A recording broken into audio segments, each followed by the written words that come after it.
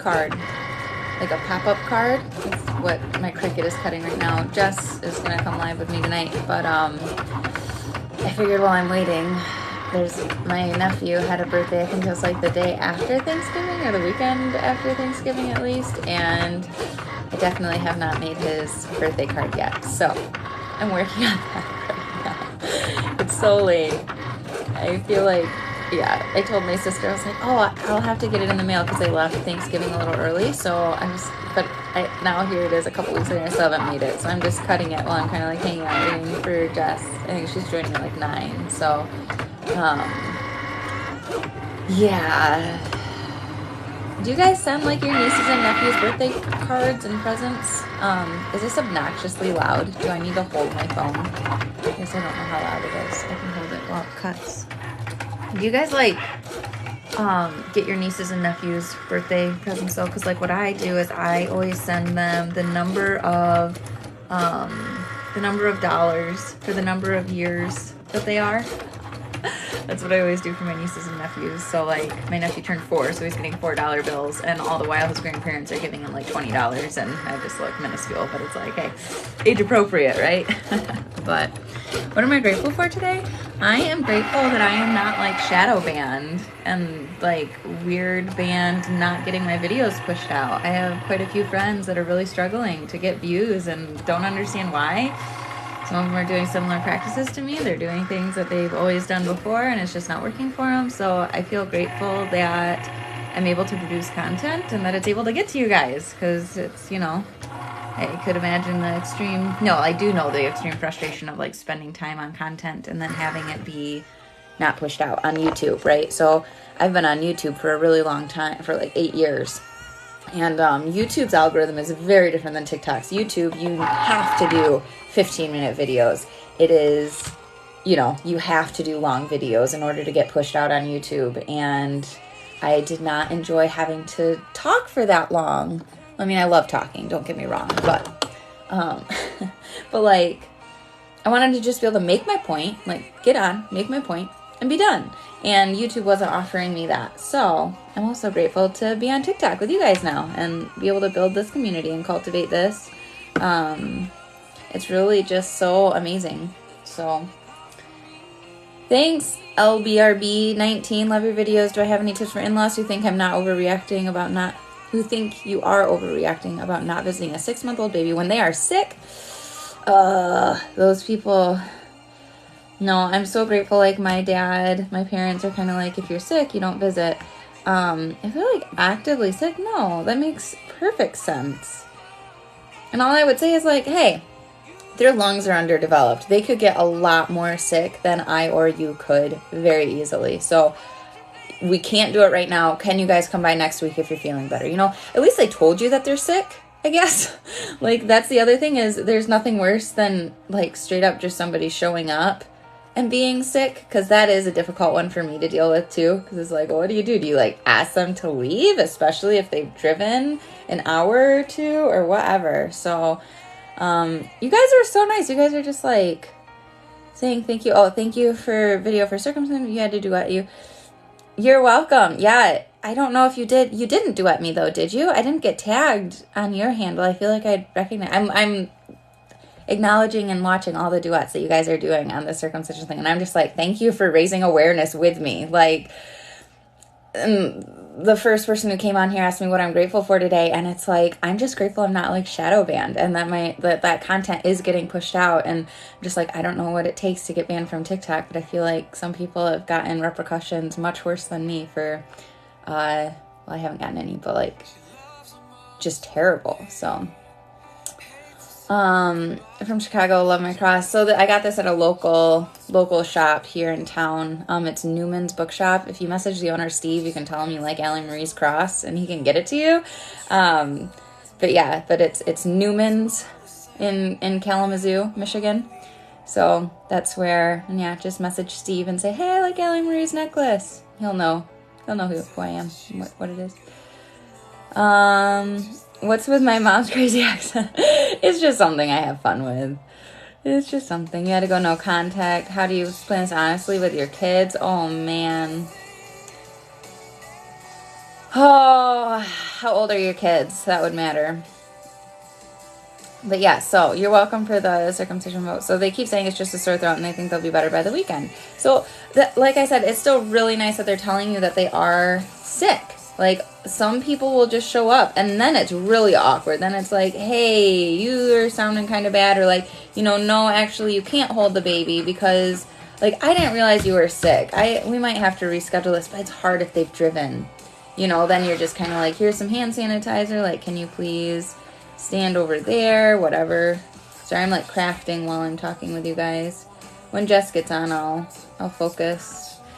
But yeah, that's not cool though. I'm not happy about sick people trying to be around my babies, especially if you're a first-time parent. Like, especially them, because once you have multiple kids, like, the older kids are likely to contract something and get the baby sick, and it just kind of happens. But when you can have full control over it, it's really nice.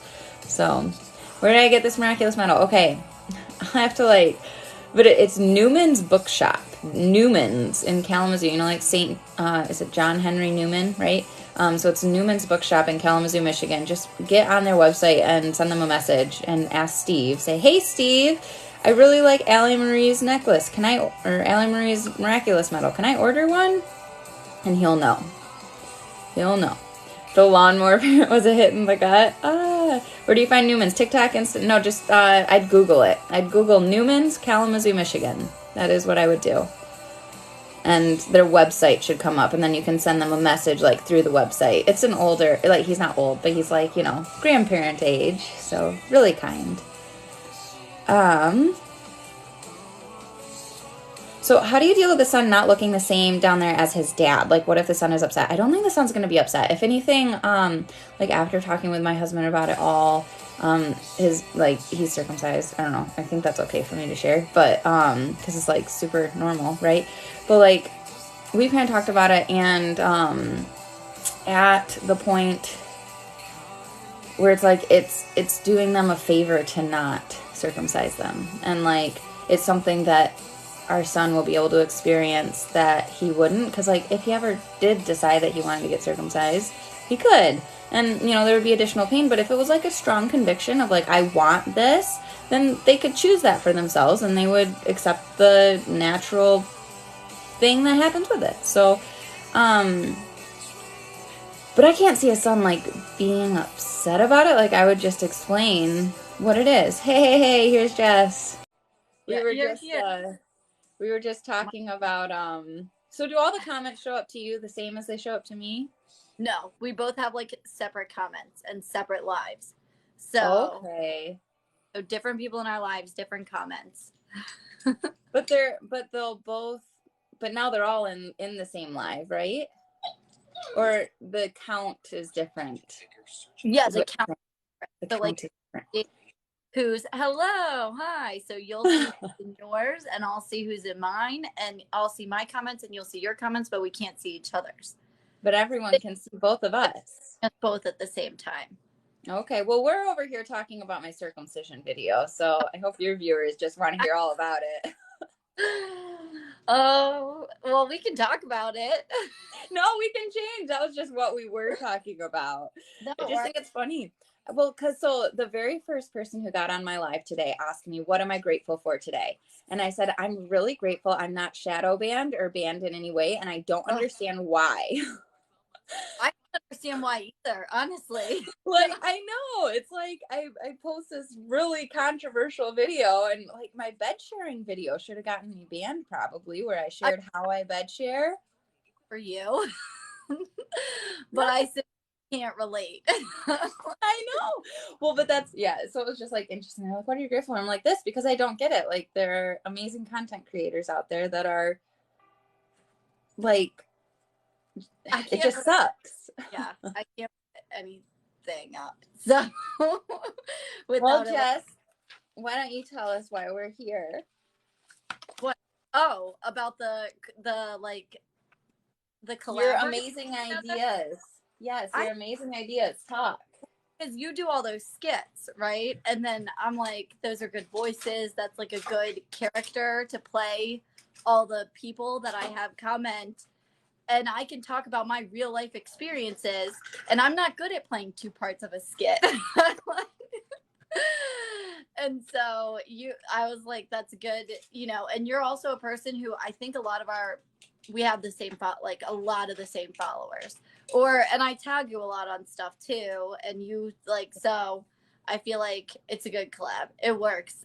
It does. So I think what we need to know so what are some of the questions then that you're hoping that I'll be able to say, let's face it, Allie Marie's not talking, I am.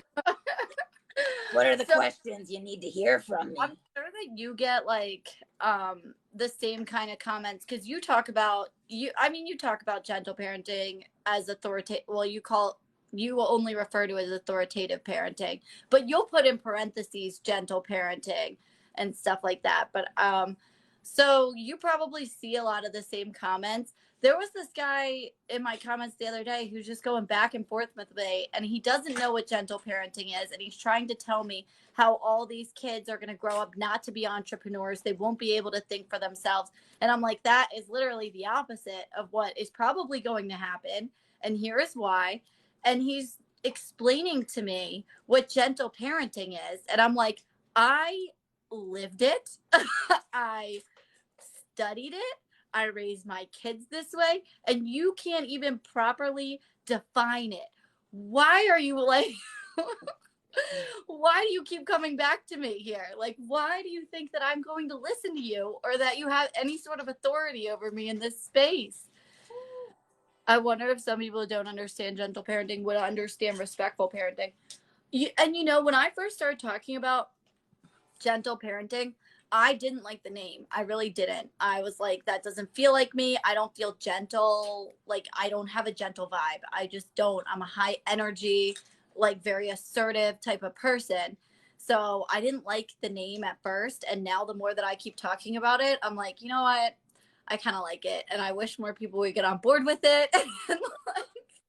I think the very first video I actually saw of yours, I commented on it and I asked, why don't you call this authoritative parenting?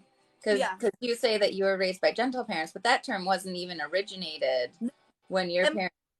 So cool. She's like, I love that they have a name for this now. Like, that is so, I love that. Like, she loves it. And she's like, nobody called it anything when I was doing it. Mm-hmm.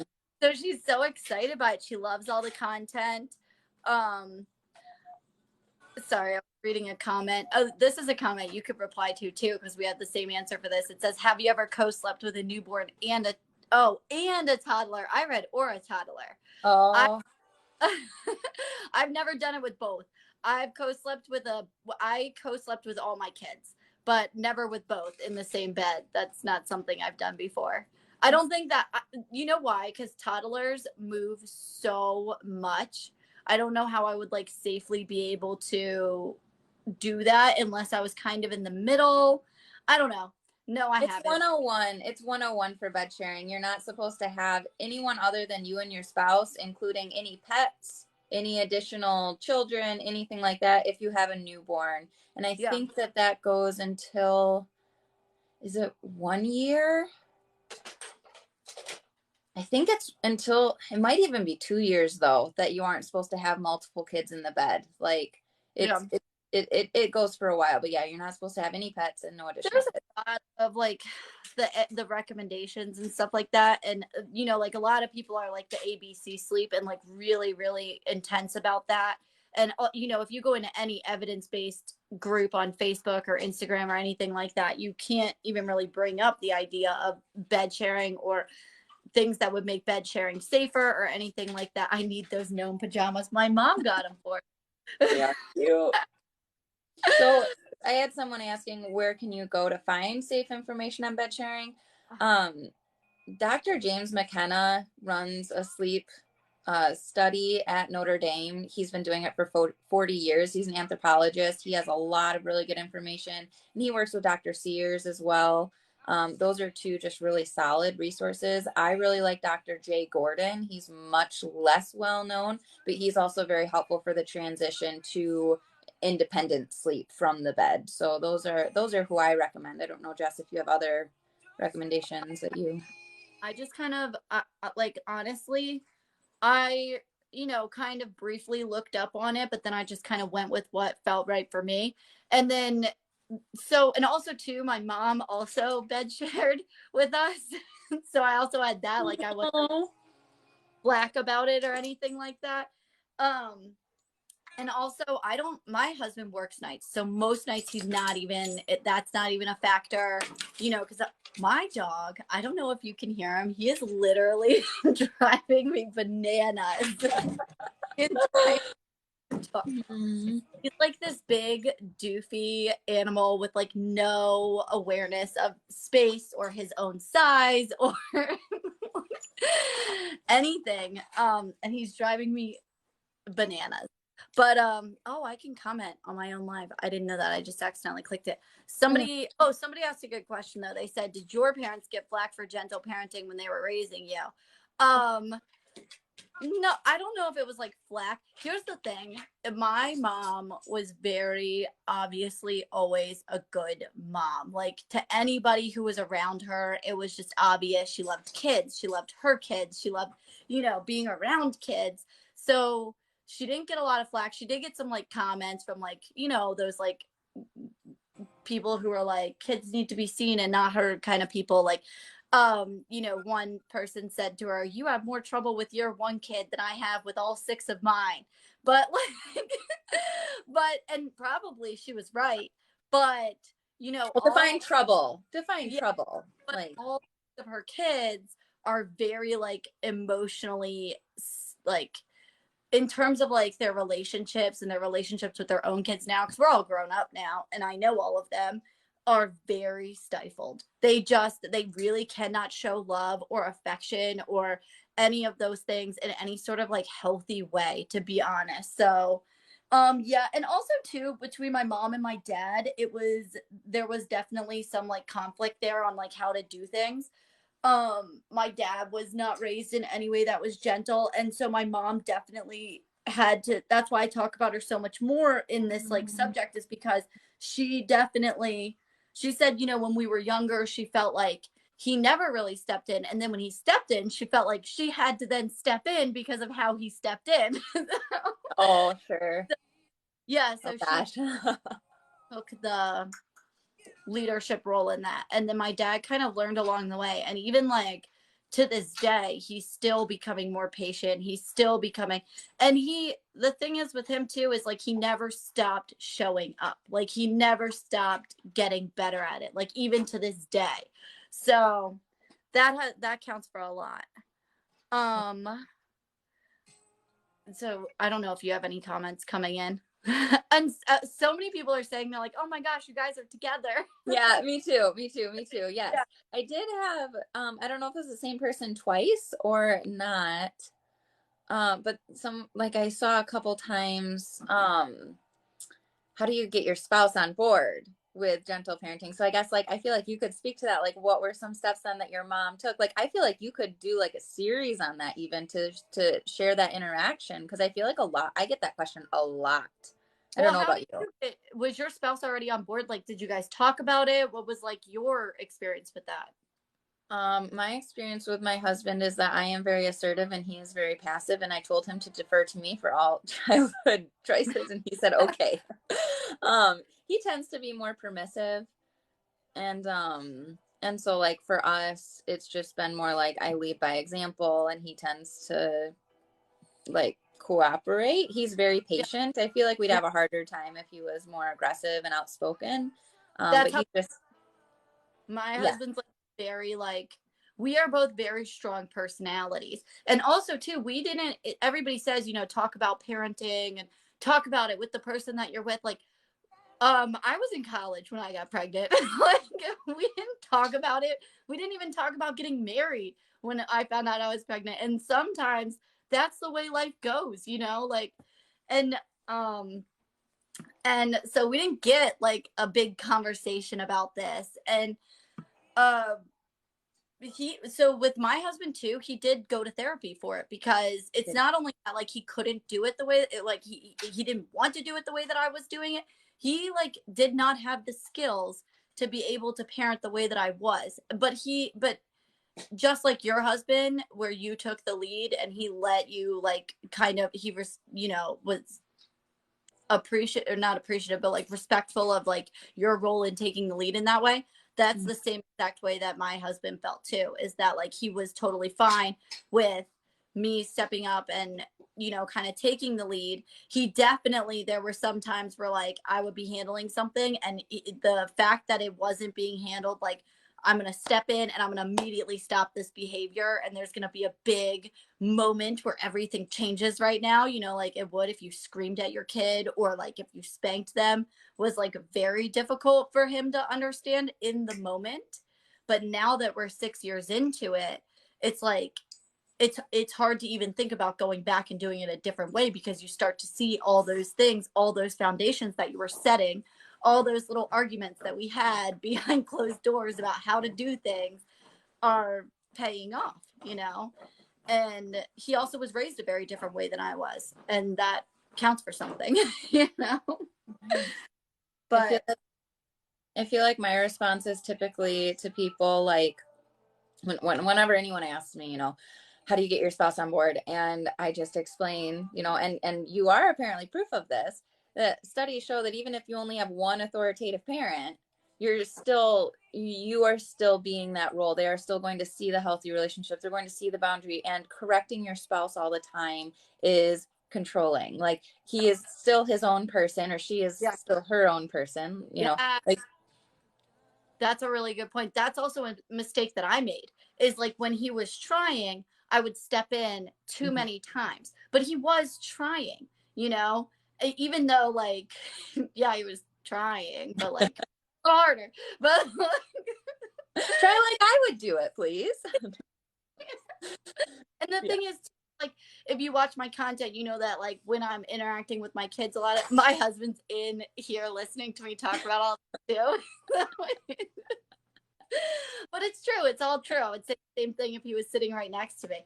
But he you know, the other thing is too, is like you can't, like when you see me with the kids, I'm very upbeat, and especially when they're little, I do the little songs and the lots of little, and I make everything fun, and I love that, and that's the way that I like to feel in my home. And not everybody has that personality. Not everybody is going to be this like sing-songy upbeat, like, and that's okay. And he's not. So we're never going to do that. Like, he's never going to do a little song to get the kids out the door.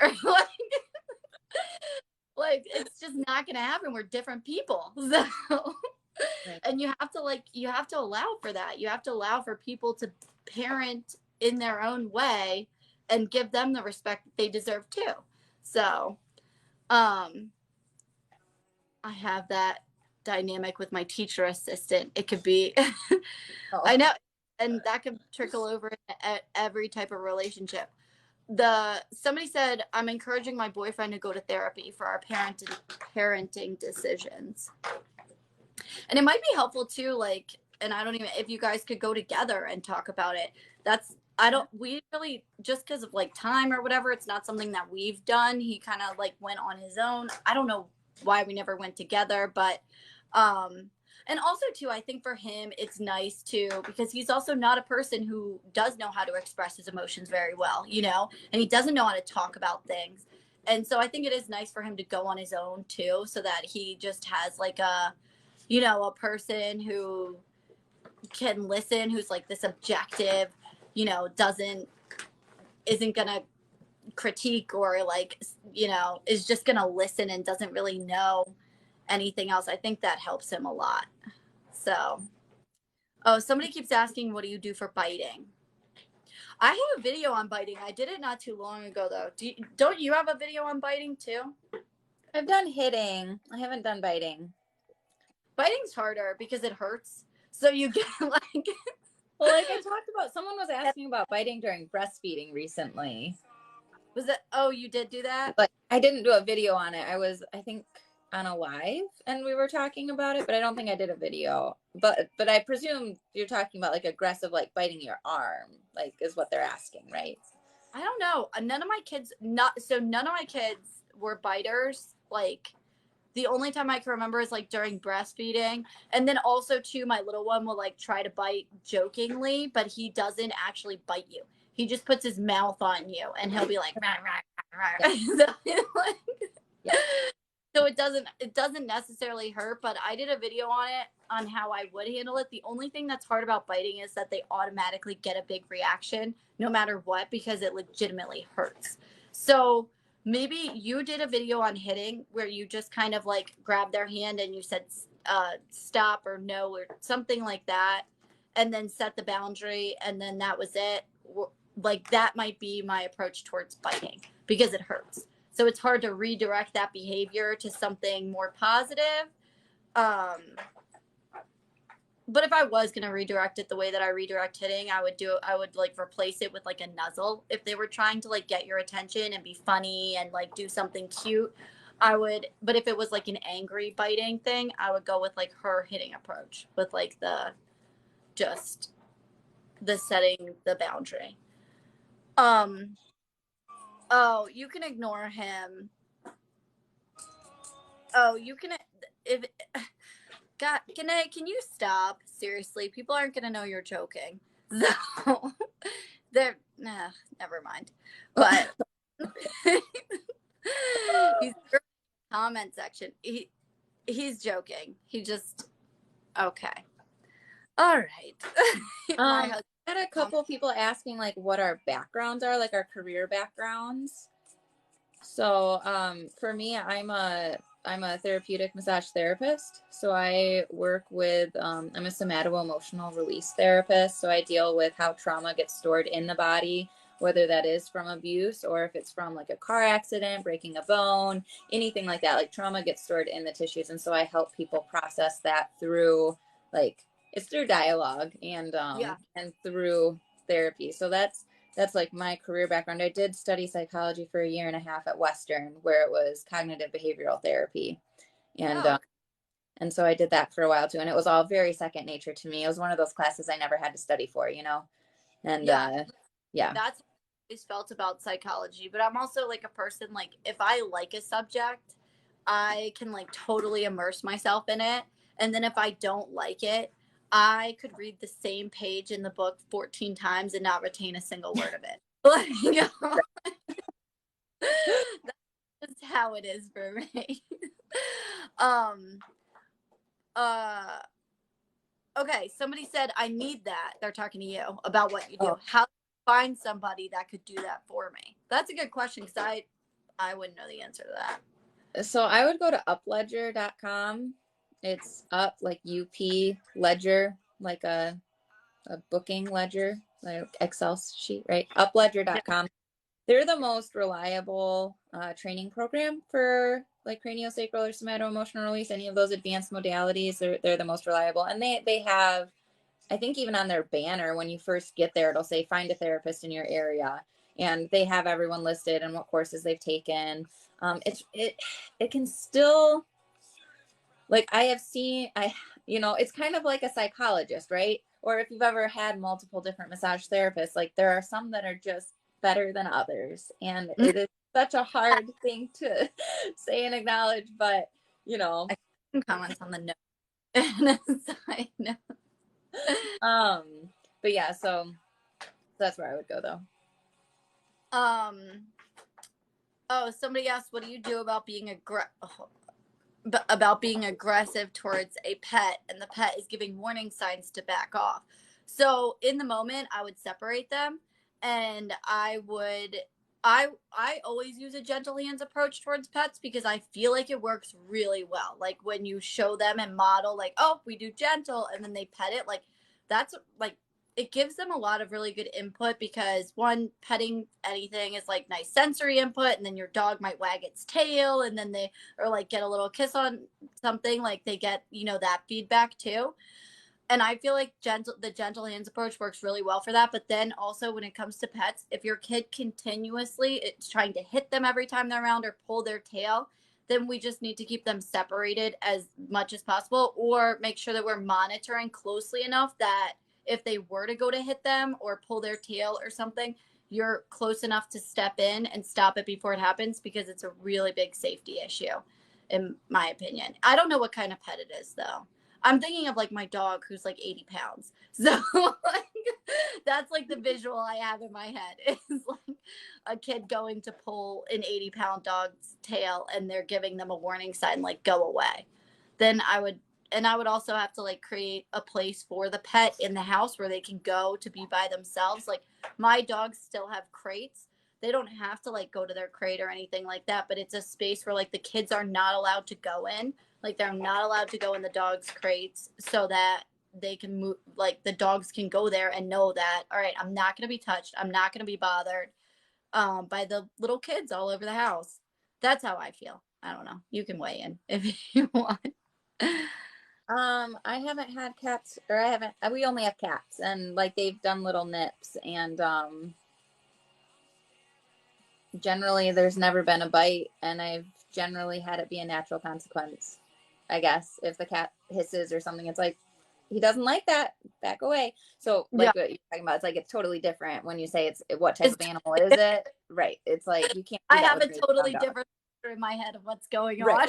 Exactly. So I mean, like if it's a cat, just kind of like, they're declawed though, so there's zero chance of the cat swiping at their face or something. Like if anything, it's just gonna be a little bat. And so, you know, you have to weigh that in. If the cats were clawed, we wouldn't have them. So I can't weigh in on it too much. I have a scar on my eye from my clawed cat when I Yeah. when I was a kid because I tried to it, and cats don't love that. And my cats were like very close to feral. They were like outdoor cats or like barn cats that just kind of, nobody has outdoor cats anymore, but my cats were outdoor cats. And I grew up with like dozens of outdoor cats. yeah, too. and I like they would like catch animals outside and like come in and out as they please.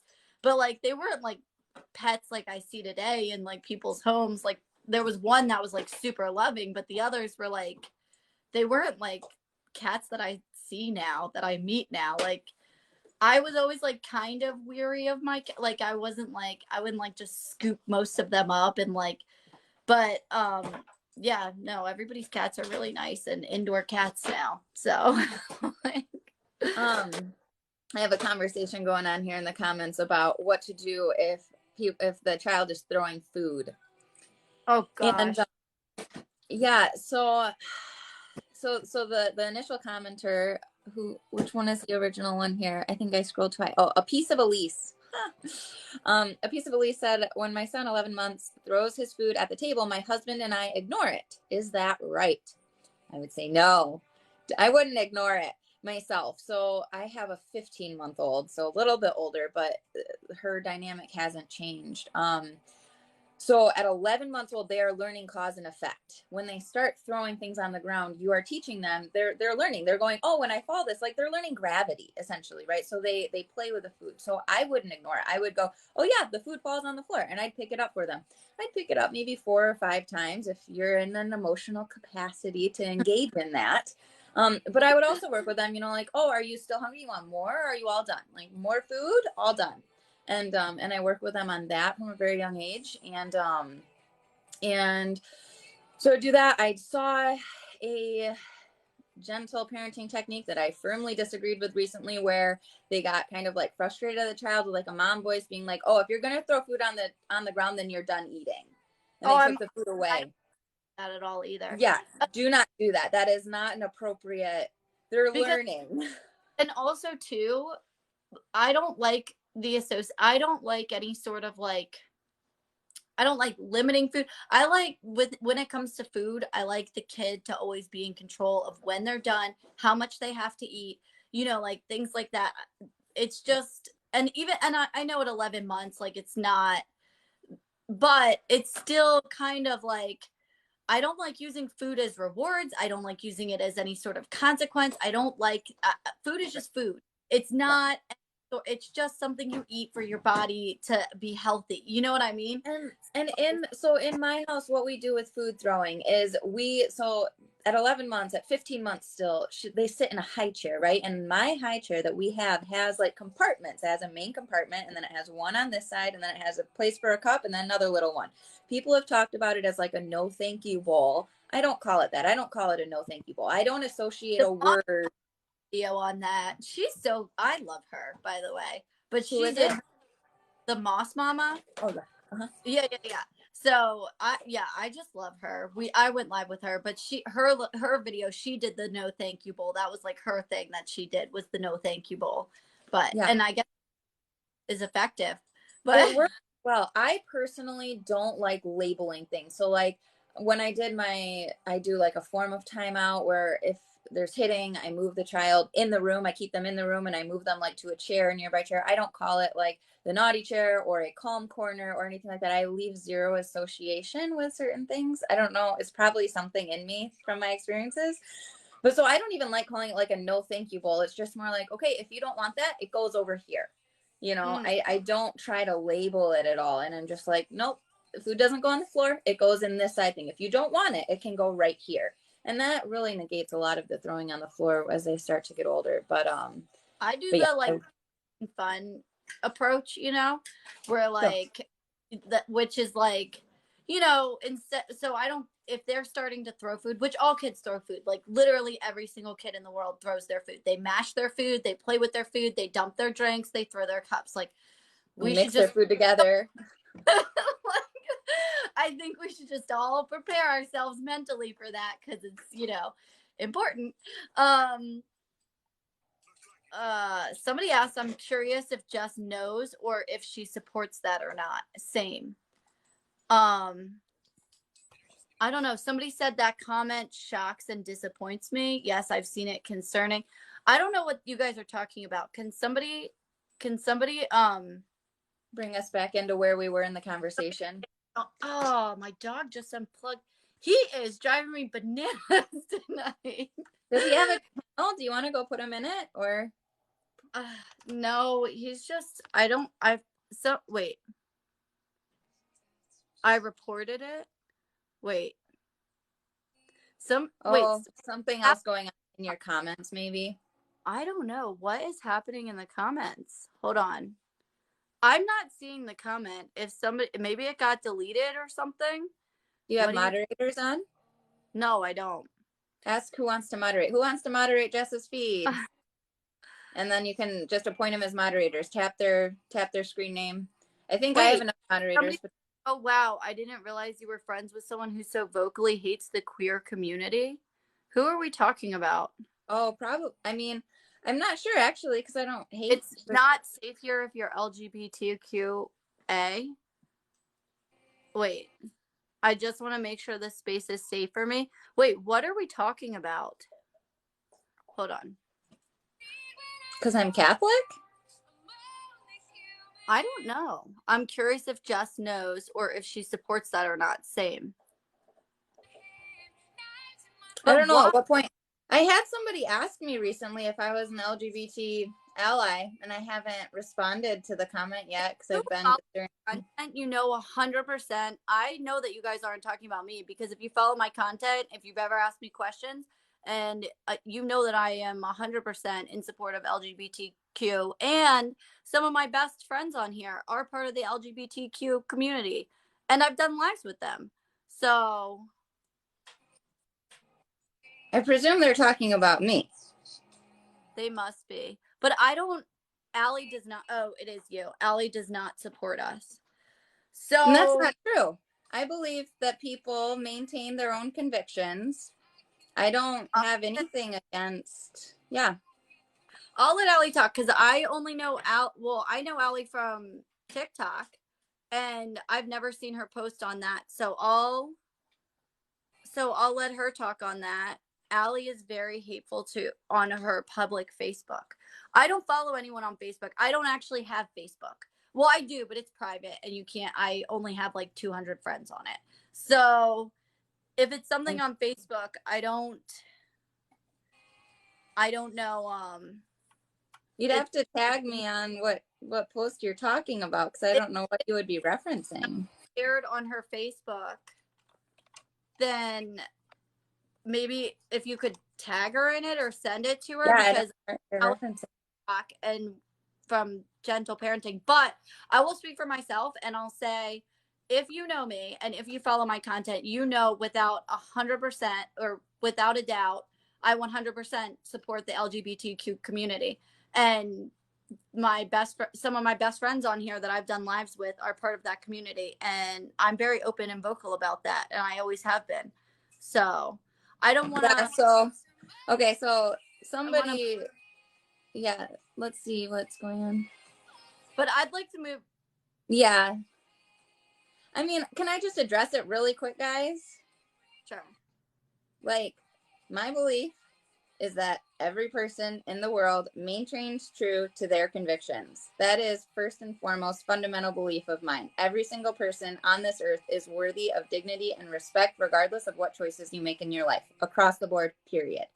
I personally experience same-sex attraction. I would, whatever. I don't act on it. I personally have a conviction that it's not something that I want to do.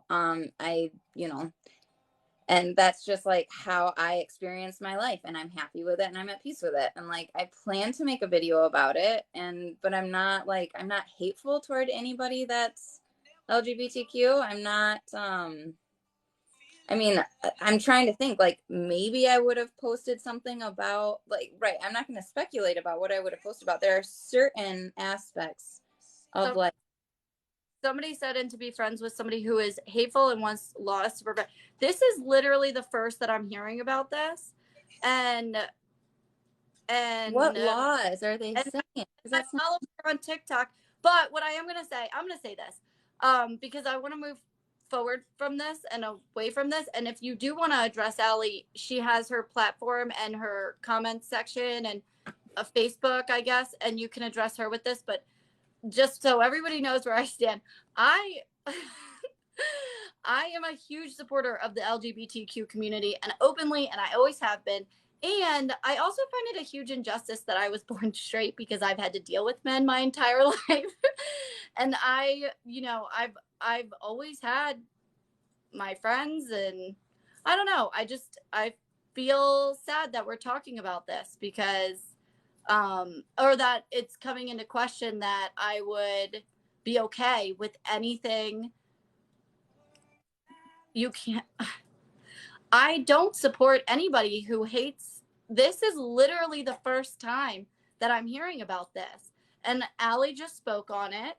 And I can't just, I don't want to. We can just move on, because I would just say forward with gentle parenting content, because that's what I know and that's what I want to talk about. And I've made it very clear where I stand. And I also don't support people or I would not be friends with or support people who are against the LGBTQ community or any community in that sense. Yeah. So, oh my gosh. And somebody said, I hope you check it out. Well, I don't have Facebook, so I can't check it out there. But yeah, I want to get back to the gentle parenting, but I will look more into it. But this is literally the first that I've heard about it, and I know her from TikTok, and everything that I've seen on her TikTok has been about parenting, which is what I want to keep talking about. So I think that's what I'm going to do. I really just want to get back to talking about gentle parenting, because that is my everyone on my side is just saying to move on to talk about gentle parenting too. So not exactly what my side is saying, but I would love to just move on. Yeah, because it's false information. That's all I can say. Like, it's just not true. So, like, I guess it's my word against theirs at this point, right? Like, I'm saying it's not true. I'm gonna be truthful about it. If I was hateful against any subtype or like subgroup, anything, like white person, whatever, like, I would say. And I can always look more into it after this, but for right now, let's talk about parenting. And I know her from parenting, so cool. My 1-year-old bit me and hasn't been around other children. Like, daycare advice.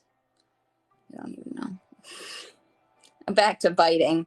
Apparently, thank you, Addie. Thank you. She said I'm fine with moving forward, so I appreciate that.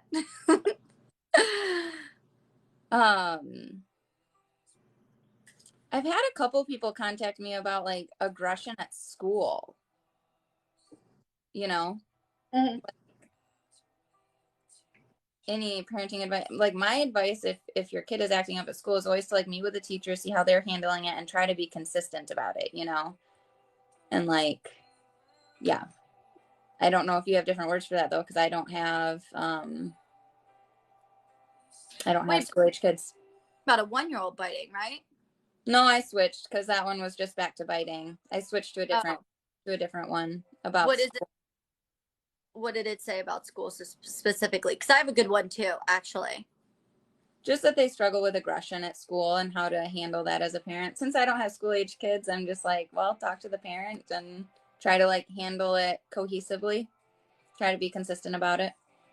Gotcha. Oh, somebody said, yeah, this. How can you get your partner on board with gentle parenting because they think it's too permissive?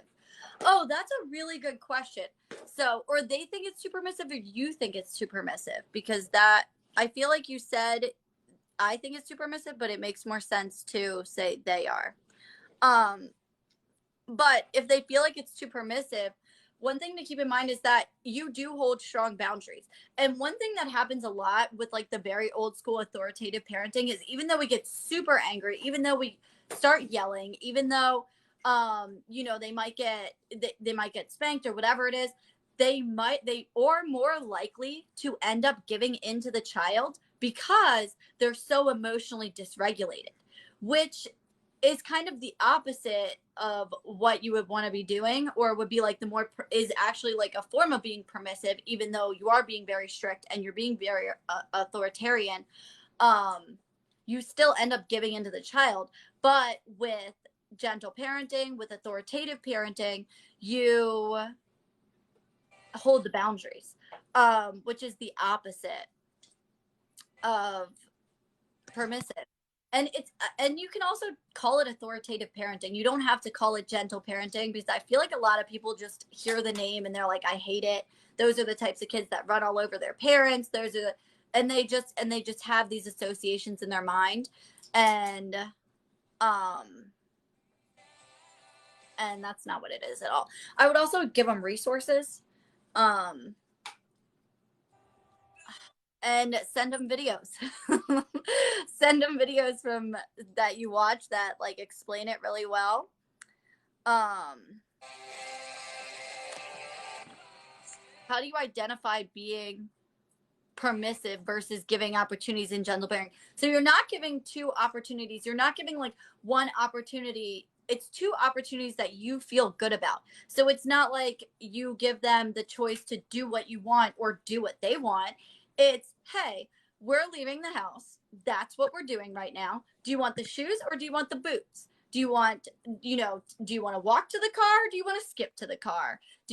So it's not permissive in that the 2 choices are your thing versus the child's thing. It's 2 choices, as in it's giving the child some control over their environment, because they're going to be doing things that it's the way that the dynamic works automatically. You automatically are given the control as the parent. You don't have to fight for it with your child. So you can give them those 2 choices that make everybody's lives easier, because it makes the child feel good. It makes them feel more in control. It lessens the struggle that you have with them over these mundane little silly things and it's good for their development too, to get some say in what's going on throughout the day. Hey, Jess. Mm-hmm. So one of the reasons that we were on live today was because we were talking about doing a skit. Yes. About answering questions about gentle parenting and what that might look like with having Smoker Lady come on and be a little aggressive towards you.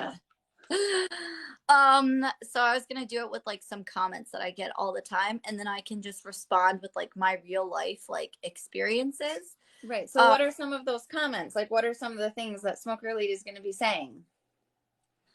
So some of the comments, a lot of the comments I get are about how the kids are going to grow up to be, is like a lot of these assumptions on how these kids are going to grow up to be. So like a lot of them will revolve around like, these are the types of kids that scream at their parents, or like that you'll see at the grocery store screaming at their parents. These are the kids that grow up to be bullies because they think the whole world revolves around them. I got one recently that's like, these kids won't know how to handle the world because it's so tough and they've been like coddled their entire life. Things like that. So your kid's just being coddled and they're just going to start screaming everywhere and giving everyone around them a headache. Yeah, basically. Exactly that. Like, that's, yeah. If you could do that, and then I'll just answer with like my real life experience. Somebody said I was raised in a very quote unquote normal way and I have issues regulating. Yeah, it's hard to regulate emotions when it was not modeled for you, you know? Like, it is hard. It's a harder skill to learn as an adult. I know it's a harder skill because I watch adults try to learn it. And I've also found that a lot of adults don't even really know how to properly recognize the emotion that they're even feeling. Like, they'll think they're feeling angry, but they're not. They'll be feeling disappointed, or they'll be feeling stressed out, or they'll be feeling overwhelmed, and they just interpret and respond to everything as if it was anger. Somebody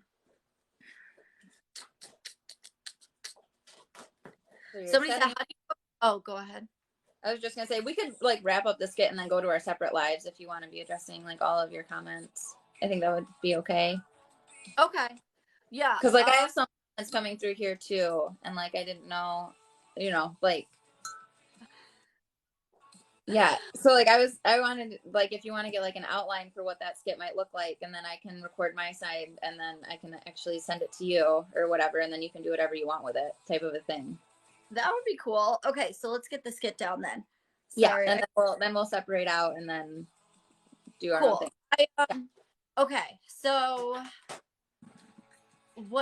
okay, so you'll probably start because it's the first comment. What would you think are like the biggest pushbacks that people have for gentle parenting? Like, what's the ones that you see? Because those are like kind of the ones that I see the most often. What are the ones that you see the most often? Because it mostly comes from not understanding what it is how I feel. But I got a lot of people asking like, how much longer is this phase gonna last? You know, like, oh, like it's a trend. Right. Yeah. Yeah, like, you know, and right. So like that kind, or like I a think lot like what? I was gonna say a lot of mine are more like quips at holiday gatherings more than like actually directly about gentle parenting, because it's more like across the board type boundaries, you know. So like I feel like I do like parenting content, and then I'm also just doing like assertive language content. That's true. So like I feel like I don't necessarily get like all parenting questions, but like one that I do hear a lot is like, when is that phase gonna end, or like, you know, things like that. But you know, I don't know if that's one that you would want to like address though, if that's so something that I hear maybe that like could fit in that way is that like this is just a millennial thing. Sure. Like that, like that's kind of the way that you're just being a millennial. Yeah, that's exactly kind of how I see it. This gentle parenting stuff is all fluff. Yep. Or I see a lot of kids need discipline. That should be one of them for sure. Like, okay. I see a lot of like kids need discipline, but because everybody automatically associates discipline with punishment or physical punishment. And like, even though there's lots of ways to have discipline and there's lots of ways to instill a sense of discipline in your home, everybody just, when they say kids need discipline, they're talking about punishment every single time. Is like, and they don't understand that there is structure and routine and boundaries and upholding boundaries and all of those things in gentle parenting. And it should probably only be like 3, I think, because I think it'll be too long. I think it should be like 30 seconds. What do you think? Yeah, probably about that. Or we could do 2, and you post one on your page and I post one on my page. Right. Yeah. We already talked about this, didn't we? We were talking about the potential for like a part 1 and part 2. Yeah. Part 2. I'm like, yeah. Okay. Because I wasn't sure if I brought that up or, well, we should maybe just do 2 videos instead of like part 1. Well, I guess part 1 and part 2 makes sense, but we could post it about the same time. Oh, sure. So we probably need like 6 questions. So, I like the millennial thing. You need discipline. millennial thing. Kids need discipline.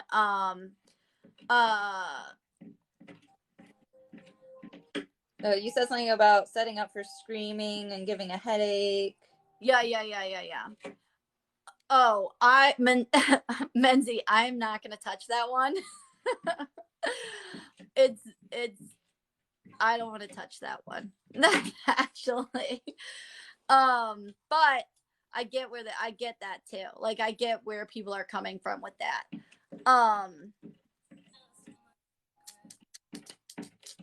So bullying was another one that you said. The world is tough and they won't be able to deal with it. That's right. one that I all the time. Enough. Aren't you tired? It's just he's just this big goofy guy. What's his name? Chase. He's gonna be next month. We fostered him when he was 7 pounds, and now he's like just this big doofy like goof of a dog. Like, so the world's tough. They gotta learn that life's unfair. Exactly. That the discipline. This isn't how the real world works. Somebody said, "Oh yeah, can you guys give me some that you hear?" That's good. Now some people are leaving it in the comments. Yeah. I was brought up with spankings, and I'm fine. Oh, that's a good one. That's in my a lot. Is the one I see a lot. Somebody put that in here too. Which one? Somebody put it on my side too.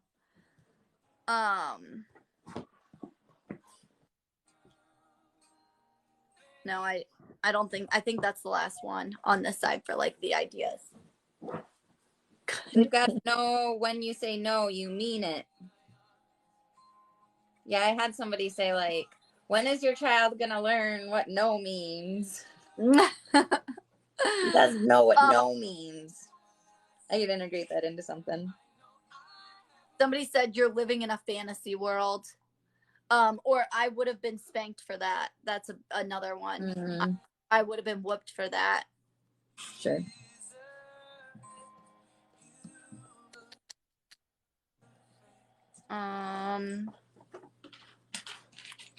That actually could be a video all on its own. Like it could be like it could start out and being like, you know, like a kid like throwing a tantrum or doing something or whining about something, and somebody's like, that kid needs to be spanked or whooped. Somebody else like responds to it with like, actually I feel like this would be more effective, or you know, like in a skit type format, something more engaging than that. But you know what I mean, like it could be like just a whole 30-second video on its own, right? Like different perspectives to how to react to something going on. Kid will never learn anything without proper consequences. What about saying spoiling your child? Why don't they listen? Obviously this isn't working. Just bite them back. You guys are funny. Oh gosh, what about saying you're spoiling your child? Yeah, I've heard that a lot, like spoiling, coddling, like integrating that verbiage in. That would probably be good. Chase. I was yelled at and I'm fine. Yeah. Yeah, so kind of like, well, I was raised with that and I turned out just fine. One that I hear a lot is that it's weak parenting. That it's just weak parenting. Sure. I hear that a lot. And that's a really easy one to respond to.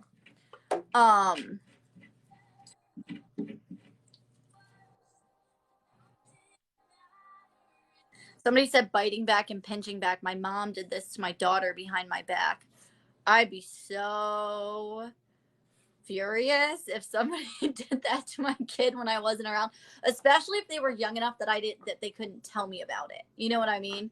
That like you had to find out because your mom just like let it slip one time, you know, or something like that, or they told you about it because they thought it was like a good thing that they did. Yeah, I'd be. And why don't they listen? This obviously isn't working. She was one. Oh, that's a good one. That's a good one. I think we have a lot of good ones now. telling you to ignore meltdowns. You're going to teach them to walk for you. A toddler doesn't get options. These are okay, all we'll see when they're teenagers.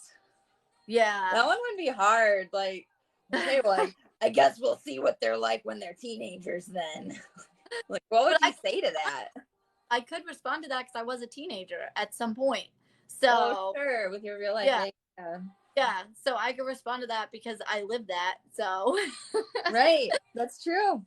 It made teenagers really easy because I literally could talk to my mom about anything and I didn't have to hide things from her and she didn't have to try and pry to get information from me. And, yeah, and everybody talked to my mom. My friends talked to my mom. Like, it made it easier.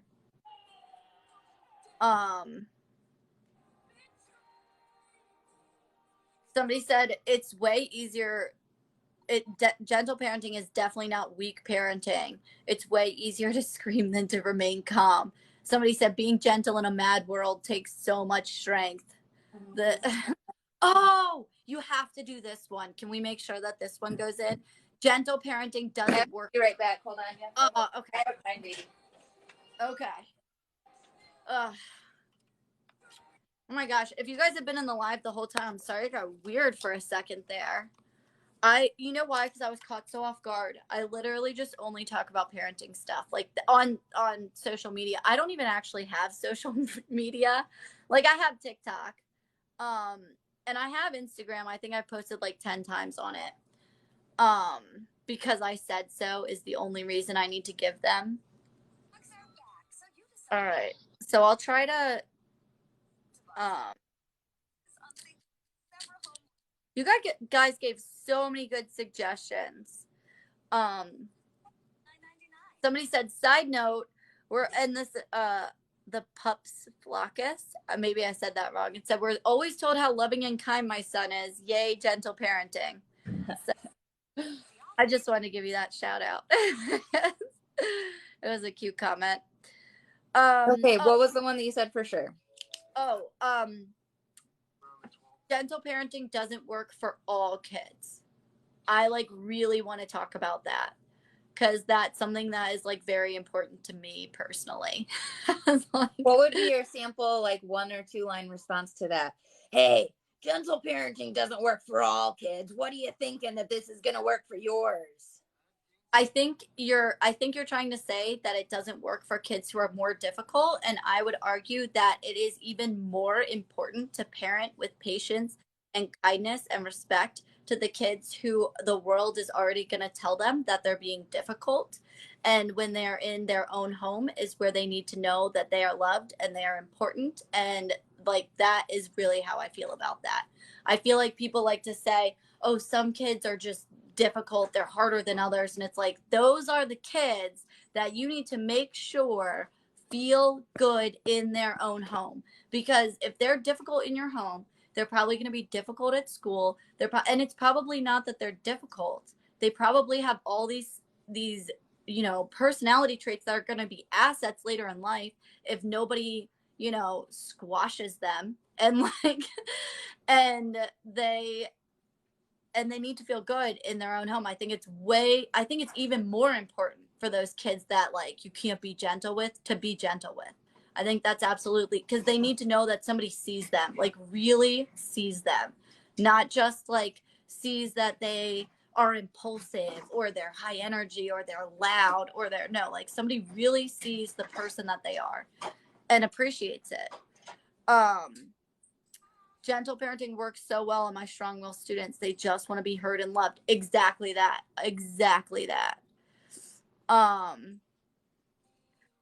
My parents told me because I said so all the time and it made me so mad. So I'm also a person that I have to know how Hold on. We'll have to swap out from our live. If you want to start addressing your comments, we'll swap off. But I think we have enough.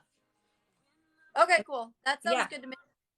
And I'll send you a message to confirm the 3 for the first video. All right, that sounds good. I don't know how to still swap out the live. Okay, let me see if I think that it's this bottom disconnect. Okay. Hi, Chris. I am winding down for a moment. There was a moment of stress during that was difficult, but a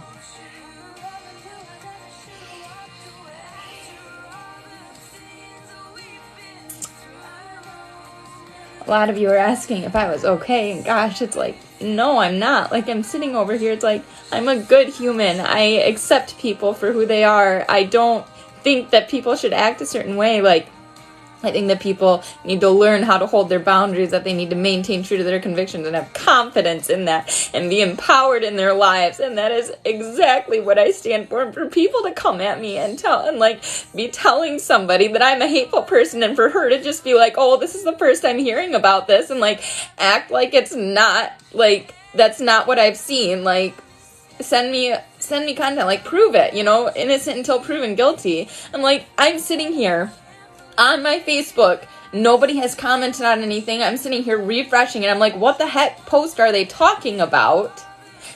And I'm just like, sure, I have certain thoughts about how things are going and how maybe they could be differently or traditionally, what natural law looks like and everything else. But that doesn't mean that I think everybody needs to abide by my rules and what I believe in. Like, I am a firm advocate for the fact that everybody deserves life and dignity and everything else that goes alongside it. And for anyone to accuse me of that, and then for somebody else to like sit there and act like they don't know if they can trust that about me. Like, that's what, like,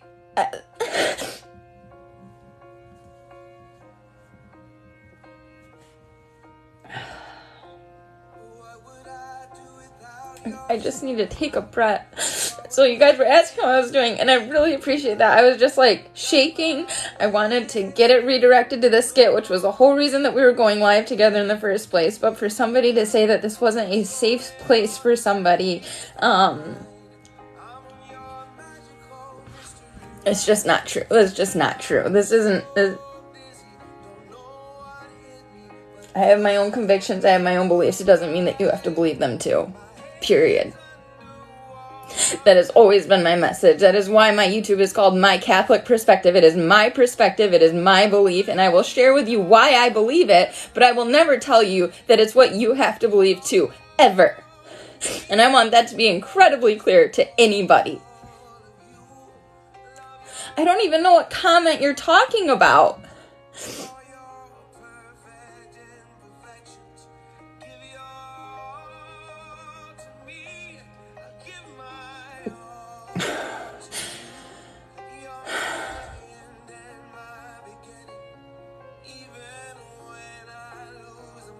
I'm just reading your guys' comments. I'm sorry. But this whole thing is just like...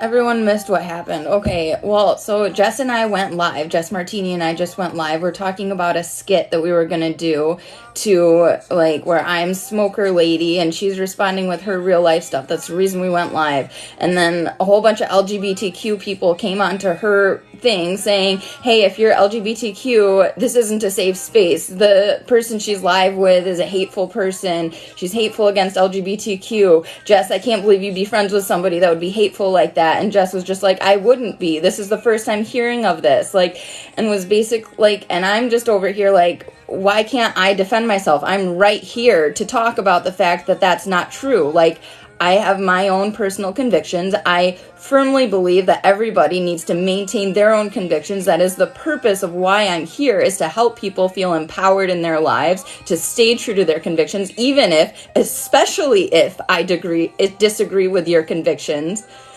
I have stated that. I do not believe that you need to believe the same things as me. Understanding is greater than agreement. It's in my bio. I stand firmly behind that. And I have my own personal convictions. And anyone else can stay true to theirs. But for the whole thing that I'm upset about was that it did go too far. It was dominated.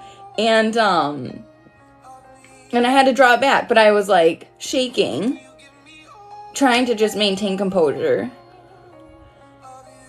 Because, like, I don't mind if somebody doesn't like me. I've been having this conversation a little bit lately. Like, I don't care if someone doesn't like me as long as it's for who I actually am.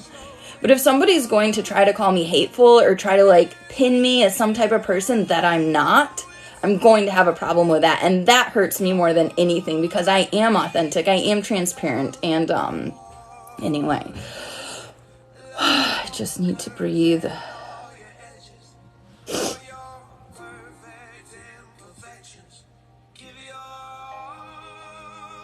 Rebecca asked, is your convictions, though, against the LGBTQ community? No.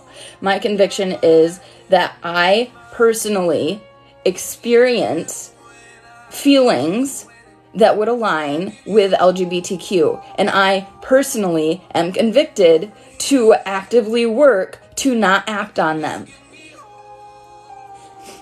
And I understand if somebody else doesn't want to do that same type of work. If somebody else, like, I get it. You know, I experience it. I understand it. And I don't think that there's, like, I believe that, like, I am a devout Catholic. I believe that God knows the heart. Man looks at the outward appearance. The Lord looks at the heart. I believe that he judges and has mercy on people. I believe that he knows our experiences and what brought us to today. And, yeah, like...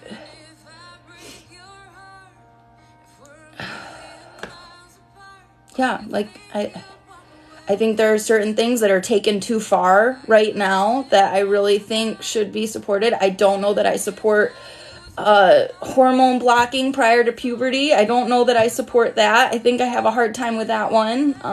If that's okay, like, if somebody's gonna, like, really get upset at me that I feel that transitioning young children is too much, like...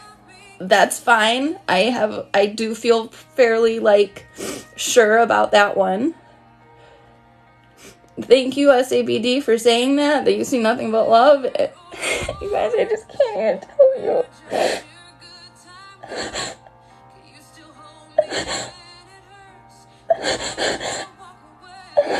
Like, for someone to actually come out, like, for people to be on here and say that I'm, like, hateful toward it. It's like, I have not uttered a single hateful word toward anything like that.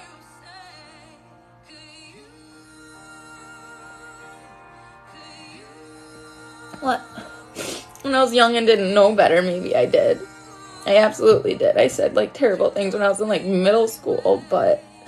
Who didn't? When they were a mean girl bullying someone else.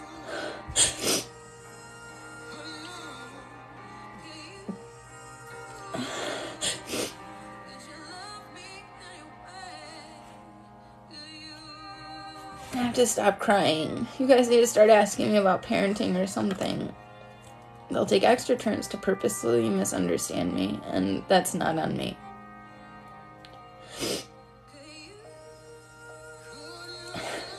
I don't know, I'll probably have to just pull some of this live and just post a freaking video, you guys.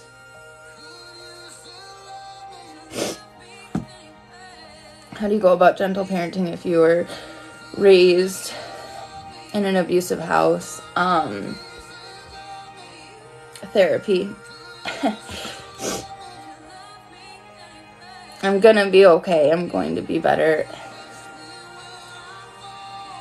You have a parenting question that got skipped during the live. Go for it.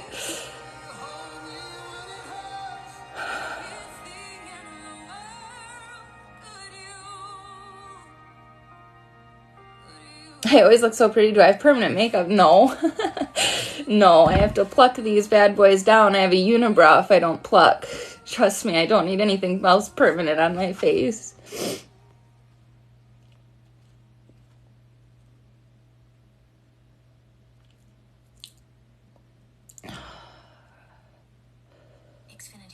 What is my favorite pen type? These guys. Bottle to pen. These things. These are the best. I like they're black. I like the black ones. They're my favorite.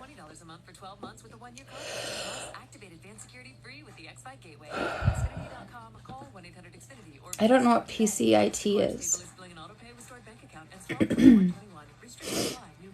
Thoughts on cloth diapering? If you're up for it, do it. If you're not, don't bother. Do you guys like this kind of advice? Time to imagine, to create, to explore distant galaxies, and then build new ones of their own. So help make something more out of their time with a Lego Find Lego sets at Walmart and give the gift of rebuilding. How do you find therapy? Carefully. I don't know, I usually like go online and I'll Google what kind of therapy I'm looking for and just go there.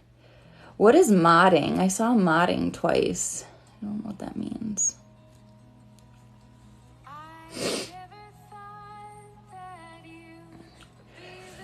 Apparently I keep missing some comments, but oh, moderating. Oh, thank you. Yeah. Thanks. Yes. You guys are nice. Why am I sad? Why am I crying? Because people were calling me hateful when I'm not, misunderstanding me, twisting words, and then somebody else not coming to my defense. I think that's the best summary. False accusations.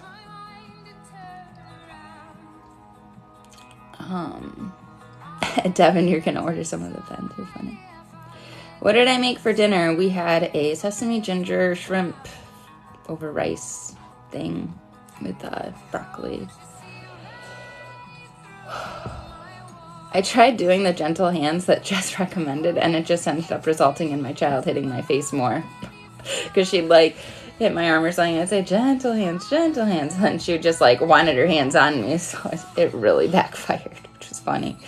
But it was very sweet to do it with her. Child interaction therapy. People are just mean. You gasped when she didn't defend me. Yeah, I think that's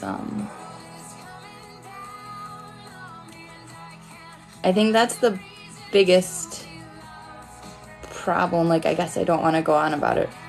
Well, whatever. I'm obviously still feeling it, and you guys just happened to hear. So you gasped when she didn't defend me. I think that was the thing that you're gonna make me just start crying again, though. And just the fact that I was sitting here, and instead of just turning to me and being like, well, Allie Marie, you're right here. Why don't you set the record straight? Why wouldn't you do that? Instead, you're just sitting there being like, oh, well, I wouldn't be friends with someone like that. I wouldn't be friends with someone like that. You guys know me. I wouldn't be friends with someone like that. Over and over and over. Instead of just being like, well, Allie Marie's right here. She's saying that she's not. So, instead of just being like, oh, well, I just know her from TikTok, which is true, I guess maybe that's fair. She can do her own research, and I guess if she were to feel that anything that I've ever posted was, hateful, which it's not. I have not, like I said, I have not posted hateful content. And I guess that gets decided on their own. I mean, I don't want to hate on her. She's a very sweet girl.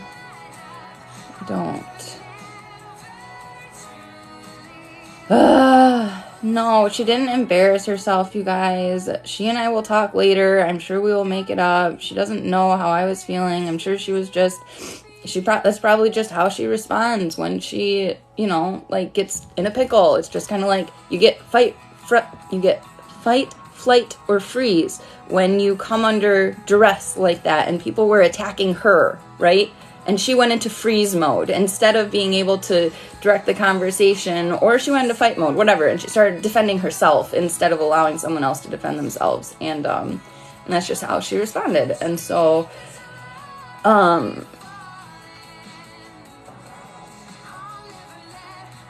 Christina, you said you don't mean to be rude by saying this, but you don't have to be being hateful to be causing harm. And, well, anything that I've ever really posted has been for awareness and sharing my belief. And I am very clear on everything that my beliefs do not have to be yours. And in my bio, it is understanding is greater than agreement. We all have to be seeking to understand each other and each other's experiences in order to get anywhere in life. We're not all going to agree ever.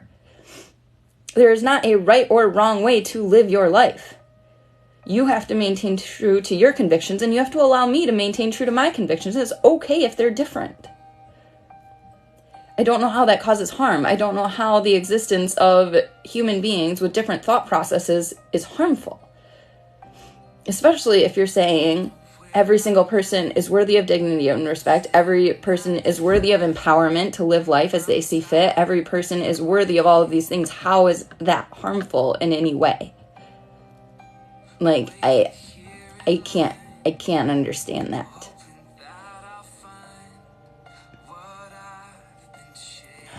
I don't know what song was playing, sorry.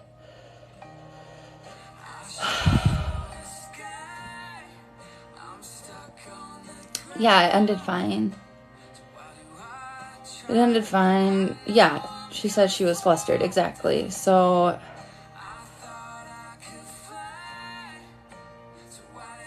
you all need to stop trying to drag it on in the comments. But she always says she has no problem standing up for herself. Right, and she did stand up for herself. You're welcome, Keeling. I'm glad.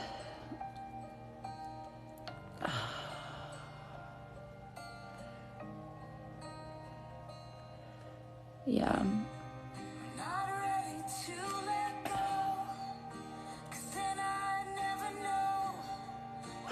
Thank you, Christopher. I appreciate that.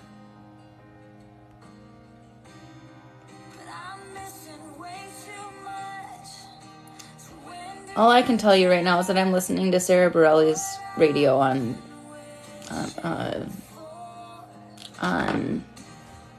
Pandora. I don't listen to Spotify. I have Pandora.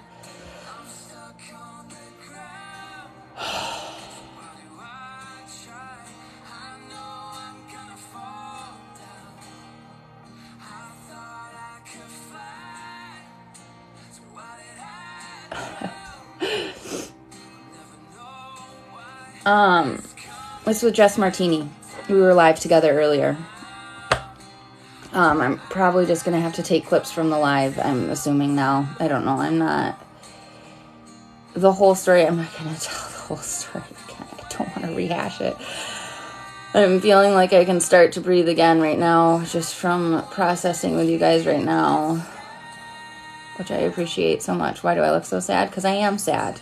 That is a terrible question to ask in gentle parenting, in case anybody is worrying, in case anyone's wondering. If your child is crying, please don't ask them, why do you look sad? It's because they are. Let me give you their answer right now. No hate, Missy. I appreciate that you care. I'm just trying to be sarcastic because I don't know what else to do with my life in this particular moment. So, does everyone pretty much know what's going on, or why not talk and clear it up? You want me to invite her to come on this live? Is that go back to co-hosting? No idea what's going on. No idea what's going on. Oh no. No clue what's going on. No one knows. People are sad. Okay, so everyone's sad. For anyone that has been here, have her come back to clear it up. Don't rehash it. Oh boy. This just popped up. Nope, just joined. Clueless, just explained. Please just explain. Please just explain. Please just explain. She was just caught off guard.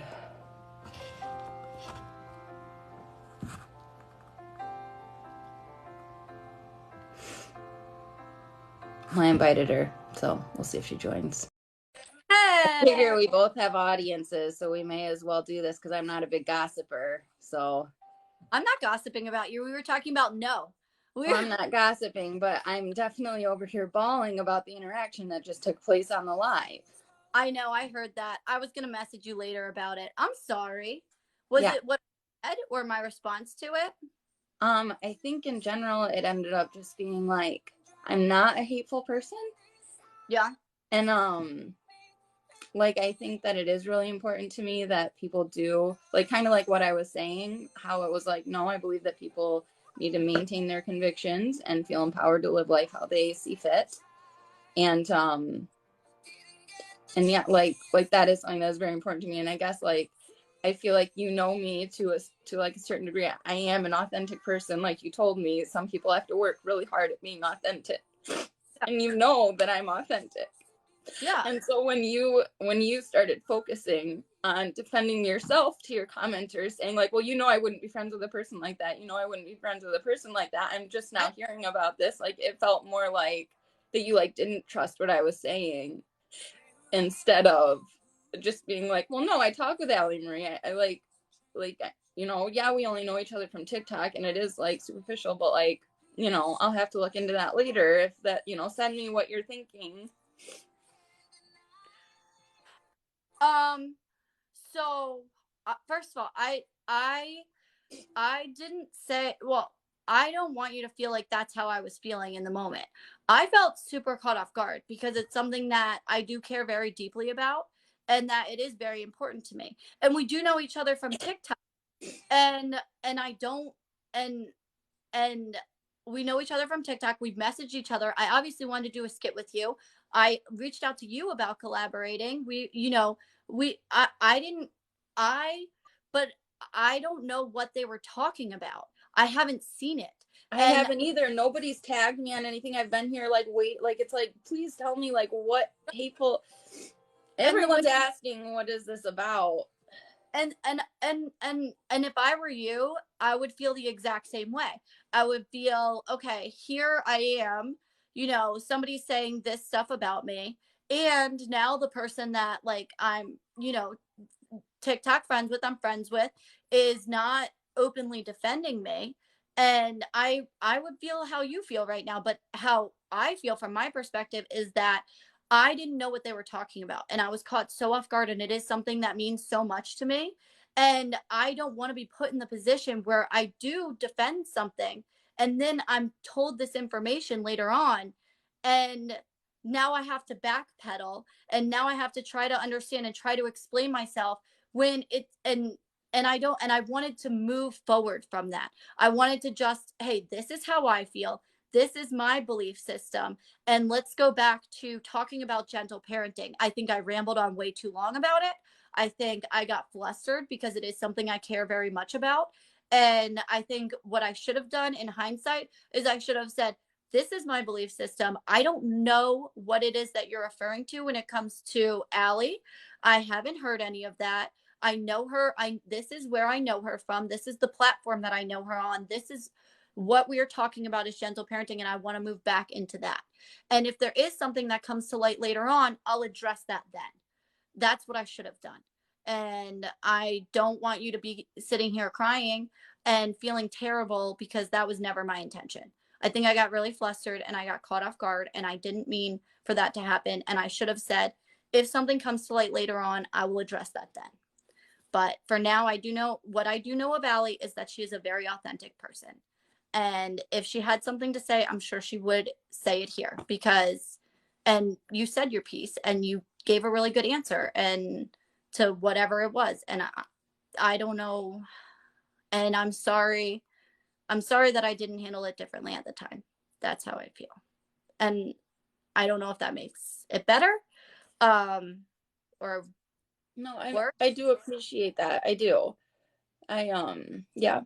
I want to know what they're talking about too. So please cue me in whenever you get known.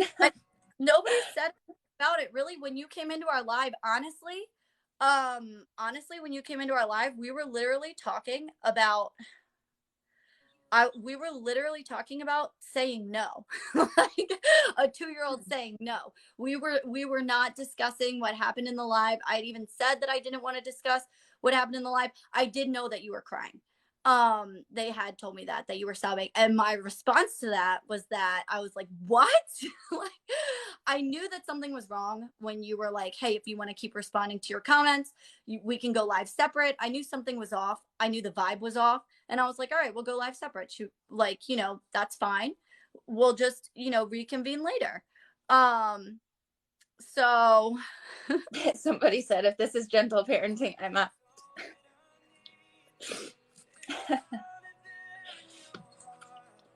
Yeah. What happened? You laughed. And Somebody said, if this is gentle parenting, I'm out. It's just funny. Nothing.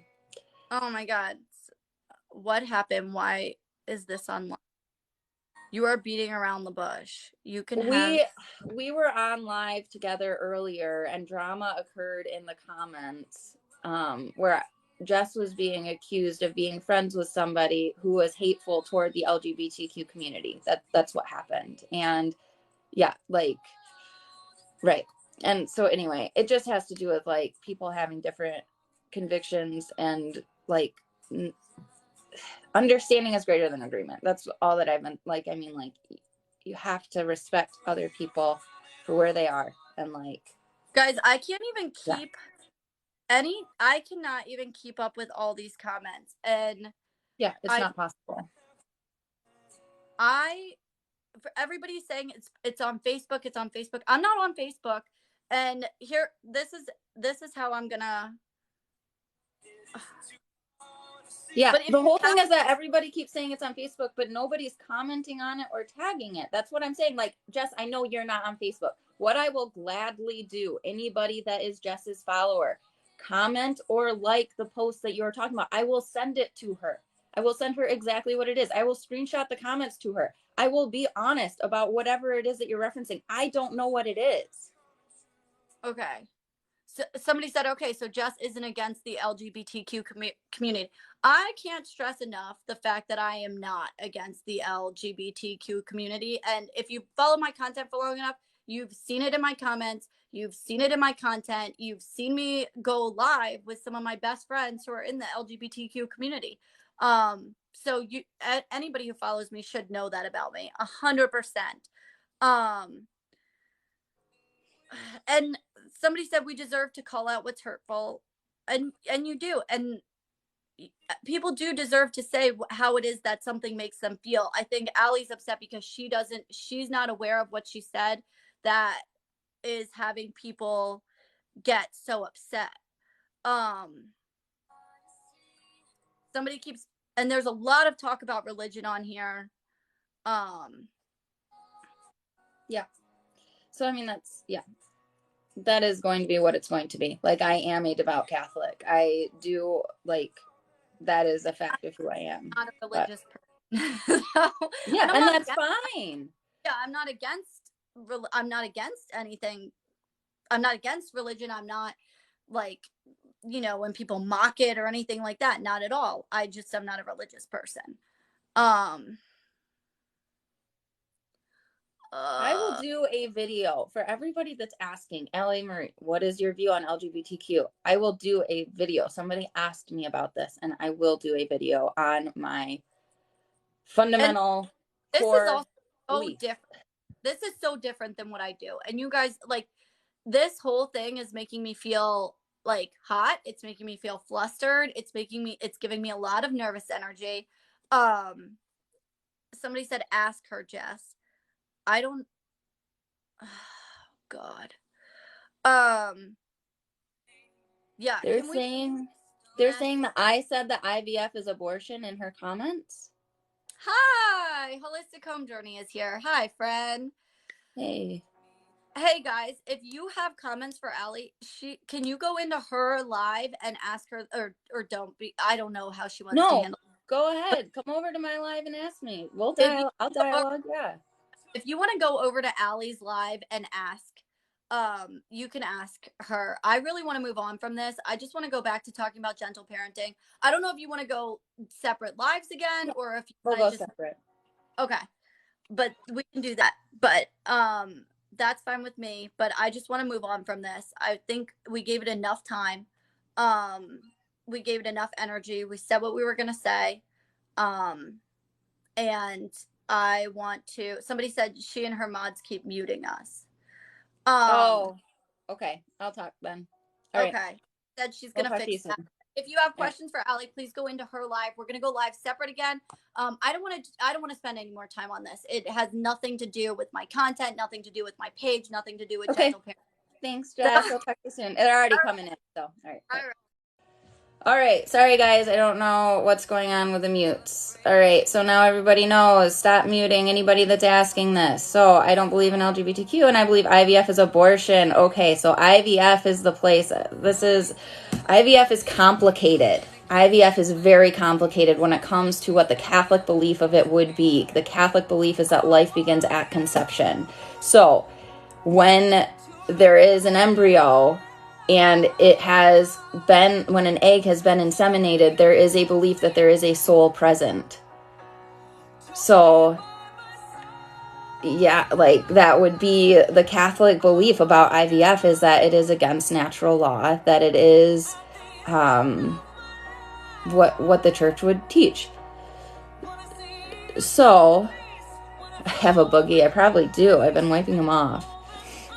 I'm talking as if this is everyone who's Catholic's view. So I can speak from my perspective. I will always say, like, this is what the church teaches, because you don't have to agree with it. It's just like the why of what it teaches. Like, that's all that is. LGBTQ is real life, religion isn't. I would say that LGBTQ, I support people to live their convictions. I think that if you have a strong conviction in something, you should pursue that. If you believe it is going to make the world a better place, then you should pursue that. You should stay true to yourself in what your convictions are. Religion, I believe, is real life. LGBTQ, I see as a religion. I don't think there's anything wrong with viewing it that way, but it does have a subset of cultural beliefs. I think the fundamental root of that belief is love. I think that it is that everyone should be free to love anyone that they like. And I don't think that is inherently harmful. I start to step into more of an issue when harm is being. So I'm saying IVF babies don't have souls. No, I'm saying they all have souls. I'm saying all IVF babies have souls. Every single one. And that's why embryo adoption is a thing. Oh, wow. So, yikes. That's fine. There's no way this is real life. It is real life. So, heterosexuality is a religion by that thought process. No, I think that somebody could identify as bisexual and not have it be a fundamental core thing that they promote. I think that it is a community, right? It's the LGBTQ community. I don't know that I've ever heard somebody refer to the heterosexual community as a community, I'm not saying that's a bad thing. I'm saying that is what it is. Do I believe what the church believes about LGBTQ? I believe LGBTQ as much as Pope Francis does. I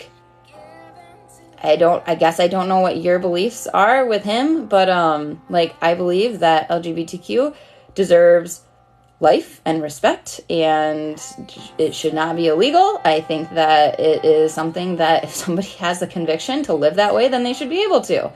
If they want to adopt, they should be able to. IVF is a straight up miracle. Those people should be able to have a baby if they want one. If somebody is choosing to pursue IVF, I will not shame them. The Catholic belief about IVF is that souls are conceived when the egg is inseminated. Somebody said, so IVF babies don't have souls. Yes, they do. They all have souls. And that is where the problematic issue comes into play with the Catholic teaching of what it is. If you don't believe that, then don't ascribe to it. Don't let yourself think about it. I don't know, ignore it. That is just I could not do IVF if we were unable to conceive it. We were 3 months in, how far in were we? We were 5 months into conceived our first, and had a miscarriage. And so then 3 months after that, we finally conceived again. But after that first miscarriage, I basically said, we're adopting after this. I can't deal with another abortion or miscarriage, not abortion, but miscarriage. So as far as do I believe what the church believes about LGBTQ, I don't know what you think the church believes about LGBTQ. That's the thing, is that the church believes that God has mercy, that he judges us based off of our convictions. There's a joke that I tell fairly regularly A Jewish man died, goes to heaven, meets Peter at the pearly gates and Peter says, hey, you've lived a great life, go on ahead, but when you go forward, be really quiet when you pass door 8. And then, LGBTQ guy dies, goes up, sees St. Peter at the pearly gates, and St. Peter says, hey, you've lived a great life, you've loved each other, go on ahead, go to door 100, but be really quiet when you pass door 8. And then, an atheist comes up, and St. Peter says, hey, you lived a great life, go on ahead, go to door 200. But be quiet when you pass door 8. And he looks at him and he says, why do I have to be quiet when I pass door 8? And St. Peter says, well, that's where all the Catholics are, and they think they're the only ones that are here. Okay? I'm not that Catholic.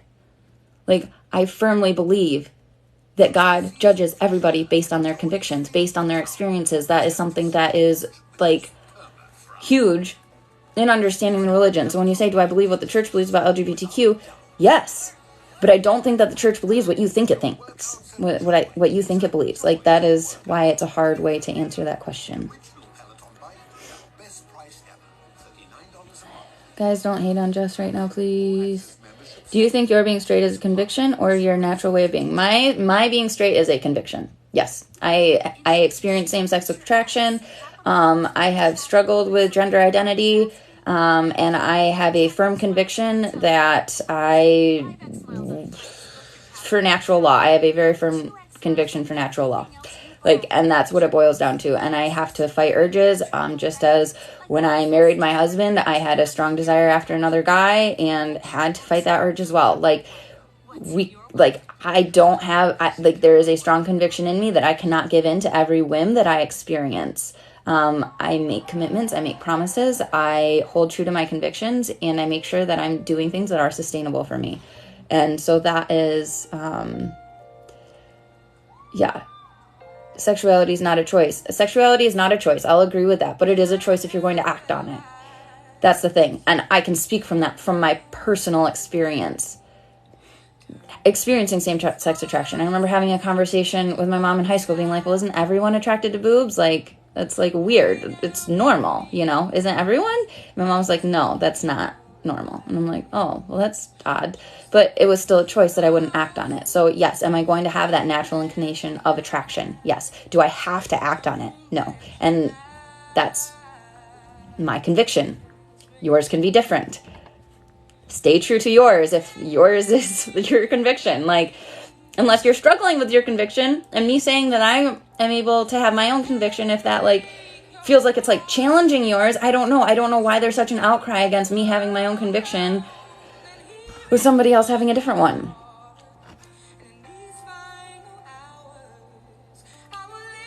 So you think it's a choice because I actively stay in the closet? What? I don't actively stay in the closet. I am out of the closet. I have told you.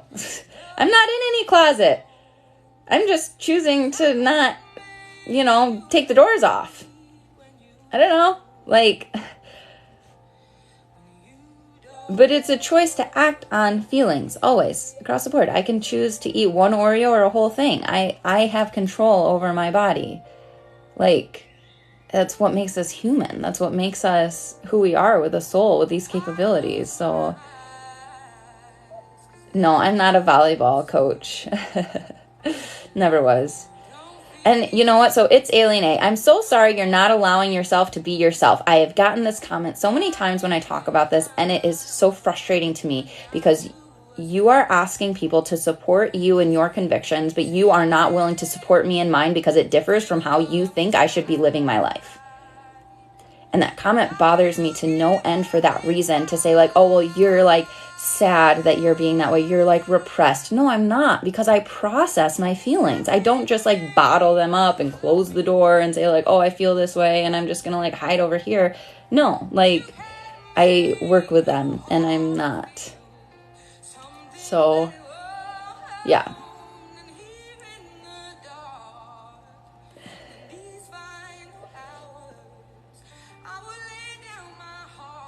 I can't even keep up with the comments. So can I explain why I think LGBTQ is a conviction?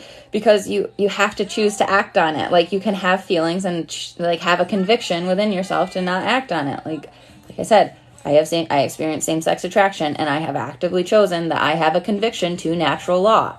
Like, that is my conviction. My overall conviction is to natural law. And that is, like, just what my conviction is. And so I maintain true to that. And it is me being myself by maintaining true to natural law.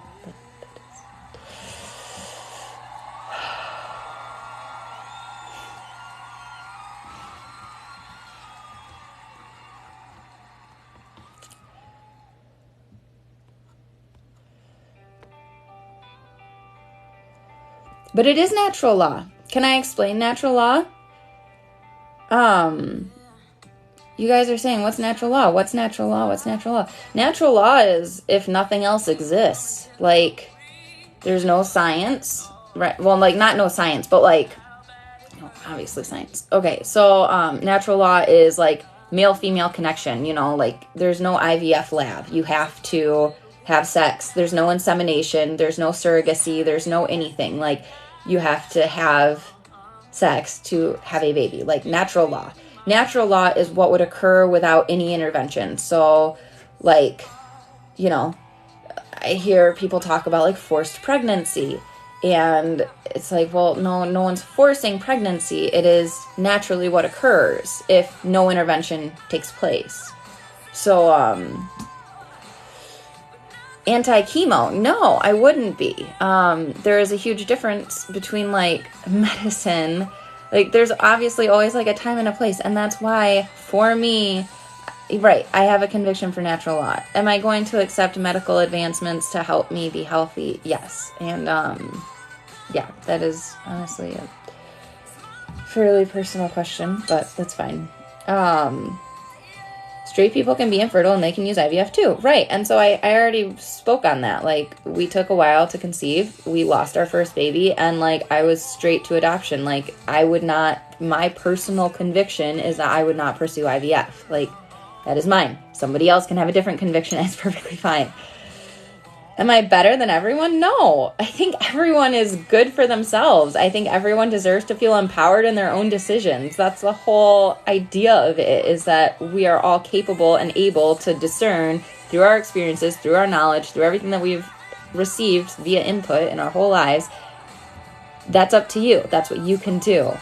And so there you go. So birth control, isn't that against natural law? It is, yes. My conviction is that we do not use birth control. We practice natural family planning. I monitor my cycle. I keep track of everything like that. So, yeah, like, natural law would say no.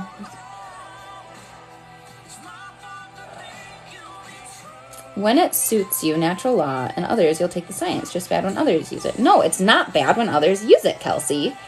It's not bad when others use it. It is my personal conviction in certain areas. Like, I'm not saying it's bad when others use it. It's good that you have a different conviction than me. It means that you have your own mind. Good. Like, free will is huge. It's such an important aspect of the thing.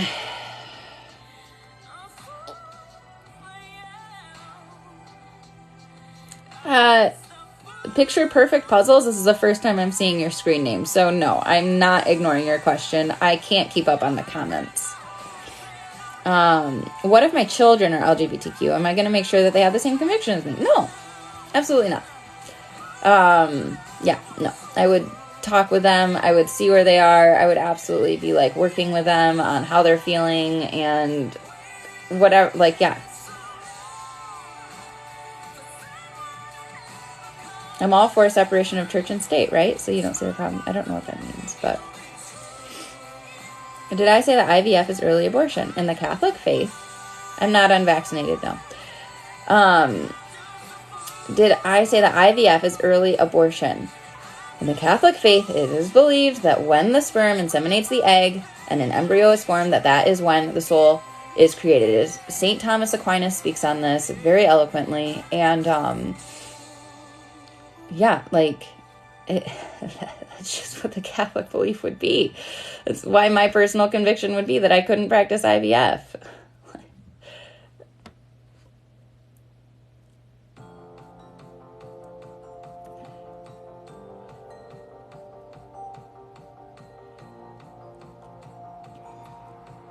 So birth control, it acts as an abortifacient. So again, like a birth control works as though like the sperm can still inseminate the egg, and then the birth control essentially still sheds the uterine lining. So it is still abortifacient. That would be one of the pieces. Yeah. Thank you, Madison. I'm not shaming anyone, so don't know why everyone's pressed. You know, honeybee, I might get older and realize I wasted my life living a lie. That might happen. And that's for me to deal with. I'm the only one that needs to be okay with that happening, and I am.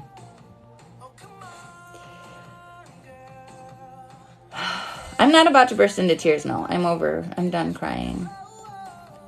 What would I do if my kids act on their same-sex attraction? I would keep communication lines open. Yeah.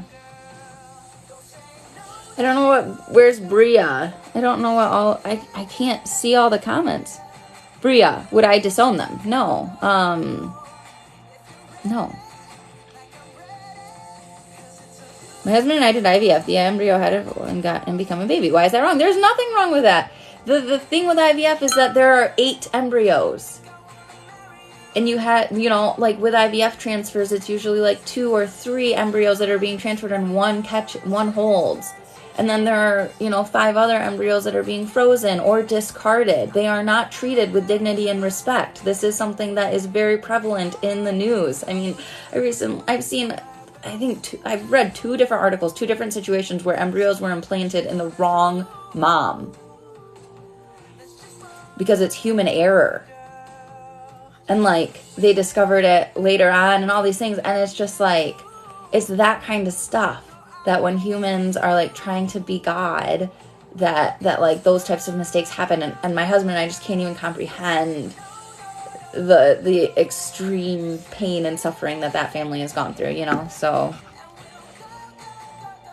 anyway, like, yeah, can we change the convo? I don't know. You know, the eggs are removed and not fertilized and removed. Yeah, that's great. That's great. Like, I am glad that if that doesn't happen, you know, but I know that there are over 600,000 embryos available for adoption right now. So you have 600,000 souls sitting in a freezer, and that would be the Catholic stance on that there are over 600,000. And this was like years ago. I don't even know the current statistics. So, IUI. What's IUI? I know what it is. What is IUI? Intrauterine insemination. Again, personally for me, I would not pursue that because it's not natural law. You just have to think, like, could this occur?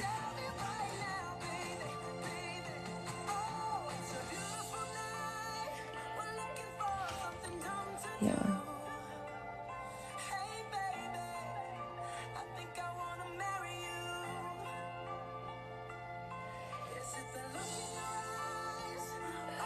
I tend to lean libertarian.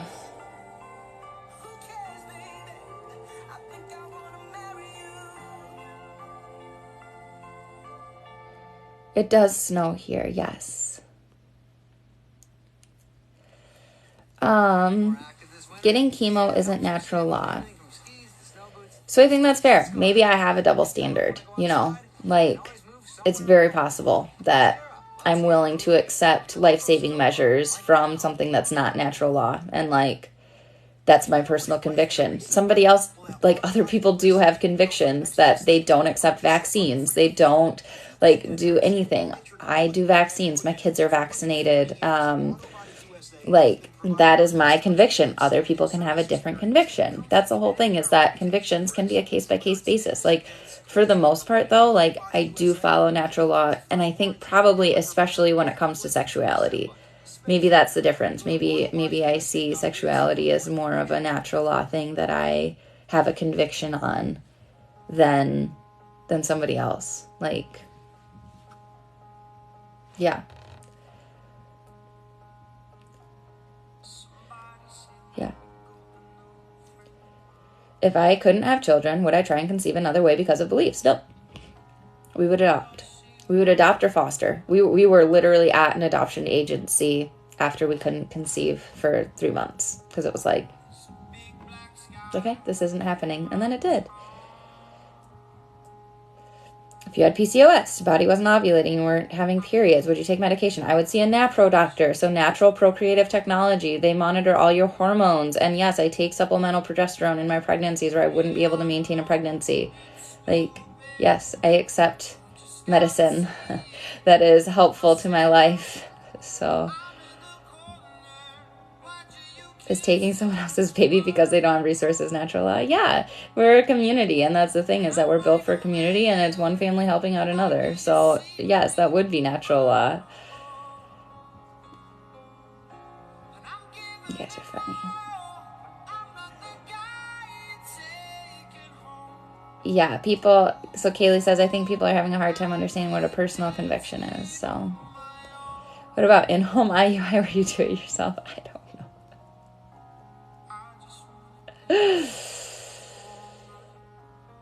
Oh, you guys are funny.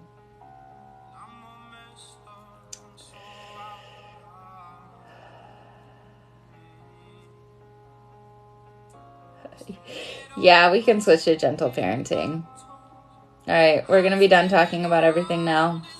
Moderators, you can go back to muting if you're still hanging out.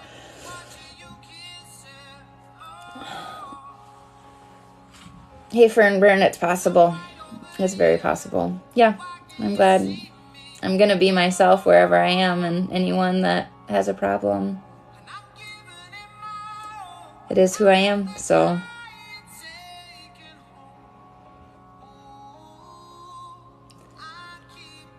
Yep, we're going to go back to crafting, and so I have to make a card.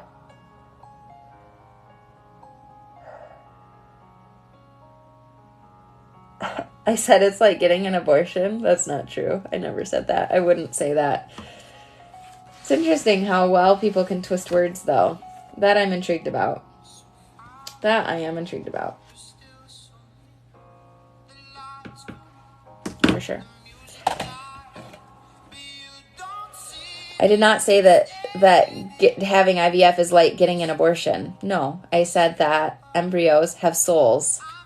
And that if they are discarded and not treated with respect, that yes, like they die. And like, it's not an abortion, but like in the Catholic belief, you are like killing a soul. I don't know how you want to phrase that. I'm sure I probably did say something like that on a video where it is similar, because it is like the embryo is aborted. Like you are abandoning it. It gets abandoned.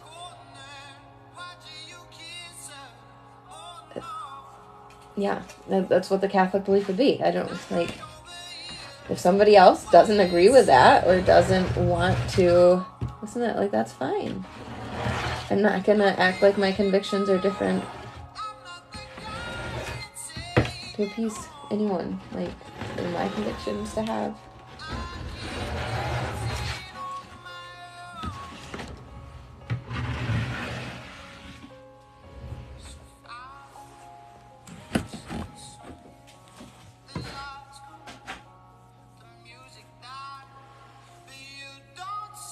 But birth control is an abortifacient?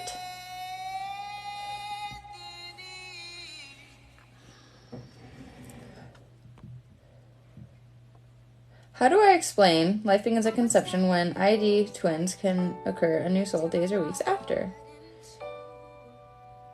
I would say that each twin has their own soul. Like, very easy. Yeah, okay. How do I deal with family and friends playing past the baby? I intercept the baby and I take it back, because I don't do that.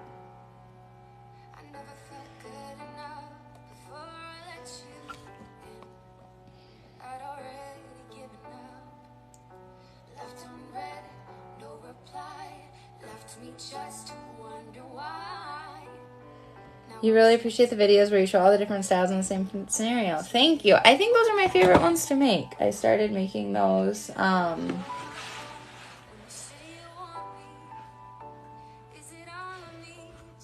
guess I want to say just one last thing, if we're still on the topic, and anyone else that's still here that is curious about it. I'm I may have different personal convictions, but I'm not hateful. Like, we'll just be clear about that. So, I think being hateful is a very different thing. I would never, ever, ever condemn someone to hell.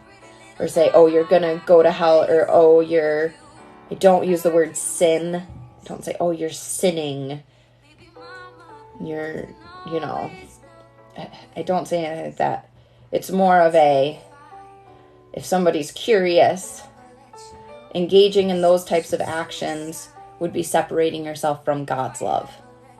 Like, because, yeah, anyway, I don't want to get into that right now. But all I wanted to say was that I'm not hateful. I'm not condemning people. And that's, like, the biggest thing. Thoughts on screen time? So screen time is interesting. I do not have set limits. I know a lot of people who do. I generally, I don't give my kids more screen time than I give myself, if that makes sense. Like, I try to balance what we're doing and how that all kind of plays out.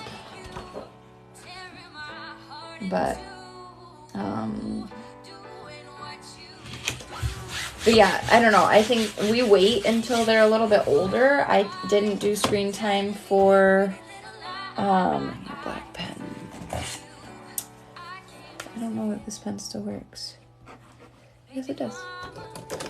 Oh no, I'm not using a scoring wheel. Sorry, hold on a sec. Oh, it's not that one yet. Screen time though. Sorry, I'm getting situated, so you gotta hang out if you're wanting to hear gentle parenting advice.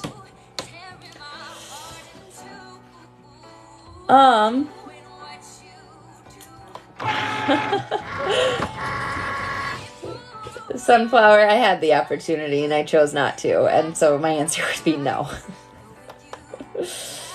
Okay, what am I doing? I'm making a dragon 3D card, so... but as far as screen time goes, we wait until they're like a year old before they watch any screen time, and then we're just kind of, we monitor what they watch. So I'm a huge advocate of age-appropriate shows, and I'm kind of a stickler about it. My 15-month-old has only ever seen Cocomelon, Little Baby Bomb, Go Buster, like sing-songy type things. Maybe she's seen an episode or two of Mickey Mouse Clubhouse, but that's not normal. Just because they can't comprehend the storylines. They can't keep up with the show. So something dramatic happens and they can't correlate it back to what already happened. And so it ends up leaving these gaps. It's giving them isolated instances. They can't understand what's happening. So I really believe that that a lot of gentle shows and movies end up attributing to anxiety and like ADHD, right? Because it is a constant movement of the screen that's like continuously going on. And so I'm very cautious about what my girls watch more than screen time so much. So have you read any of the science about shows like Cocomelon being bad for ADHD?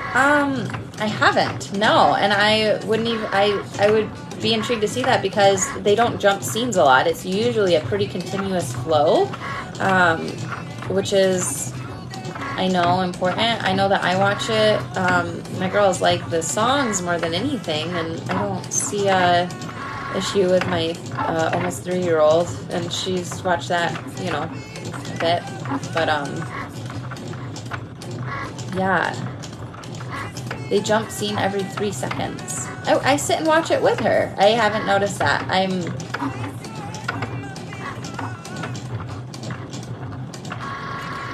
Maybe I have ADHD, so I just didn't pick up on it. But, yeah, I don't know. No, I haven't seen that study, though. I don't know. They like it, and it keeps them calm. And I like the yes, yes, yes songs because it helps them say yes, so... Does the Gruff family voice member hurt my throat? No, not at all. In fact, when I did the parenting style to that one girl that said that she lost her crap because they were waiting for their dad to come back out with Starbucks, when I did that, the authoritarian screaming hurt my voice. It made it raspy for like 2 hours after I recorded the video. So yeah, like, yeah, that hurt my voice more. Let's see. You guys are funny. Circumcision info beyond the video. Yeah, I would recommend, so with circumcision, I would need a specific question. I don't know. There's a lot there, and yeah, you can do some research. Just like look up pros and cons of circumcision. Maybe that'll bring you somewhere good.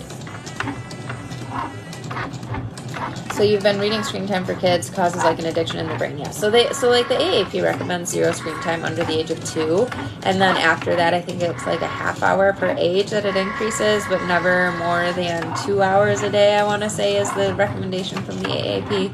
So yeah. How do I handle a kid who brings home bad grades? Oh gosh, I don't have a kid in grade school yet, and I don't even know what my opinion on that would be, to be honest. I don't think I can give good advice on that. Yeah, sorry.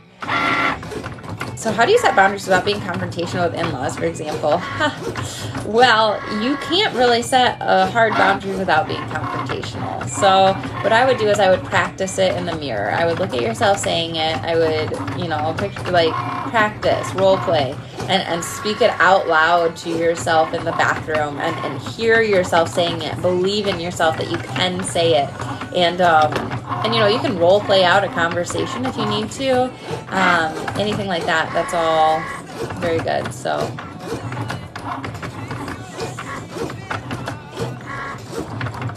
when intact, don't retract. That's right. Yes. If you choose to not do it, it naturally retracts later in life at like 2 to 4.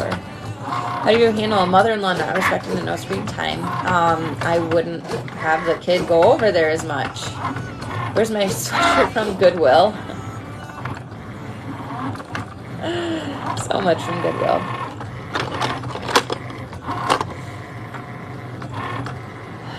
So, everyone's giving good advice about the homework stuff. You guys are doing so well. What if your mother lives with you? Oh gosh. I would recommend moving. Is that possible at all?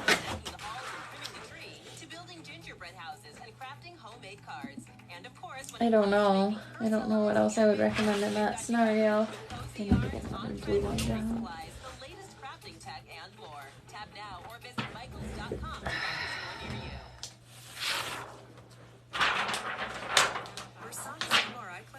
Operating at max efficiency. She needs a new certified tech certifiably now. So suggestions on biting. Biting's like, biting hurts. I don't know. I only ever had like a infant that bit me while I was nursing, and so that is all I really have input on, and that was just more like a ouch, that hurts, and I would like stick my finger in her mouth to like detach her. I don't know, it seems like I just haven't had to deal with a biting child, and so I have, again, limited things like for gentle parenting, other than I would just move them down to the ground and be like, no, can't bite, no play. Hands to work, hearts to God. Sleep training. What do you and your husband do for work? I'm a stay-at-home mom. I'm a trained massage therapist, though, and a somato-emotional release therapist. So I deal with people like processing trauma in their body. And then my husband is a plant manager at a conveyor company.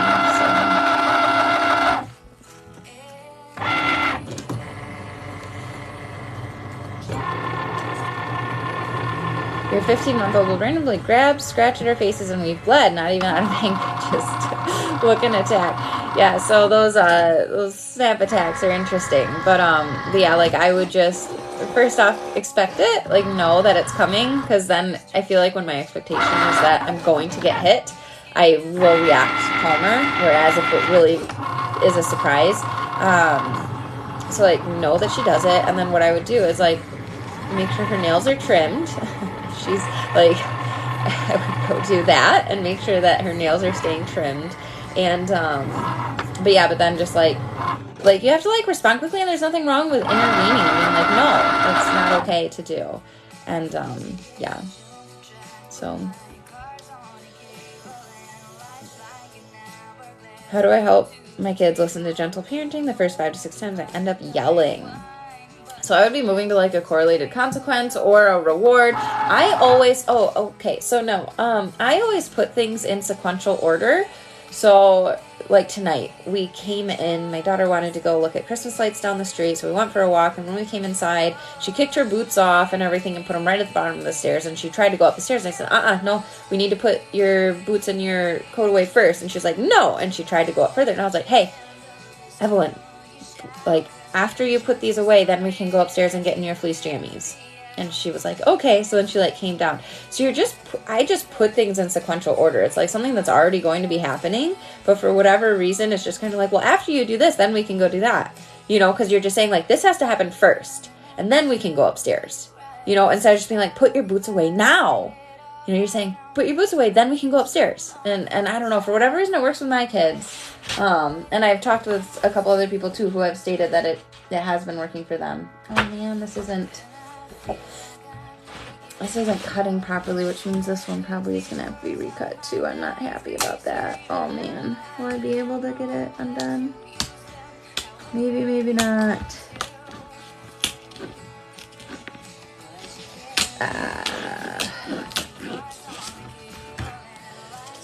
They literally don't care. They just tell me they don't want to anyways, even if it's their favorite. I mean, so you'd want to do a correlated consequence. You'd want to be like, you know, you need to put your boots away. So I'm assuming that they're a little bit older. I guess I don't know exactly how old they are, but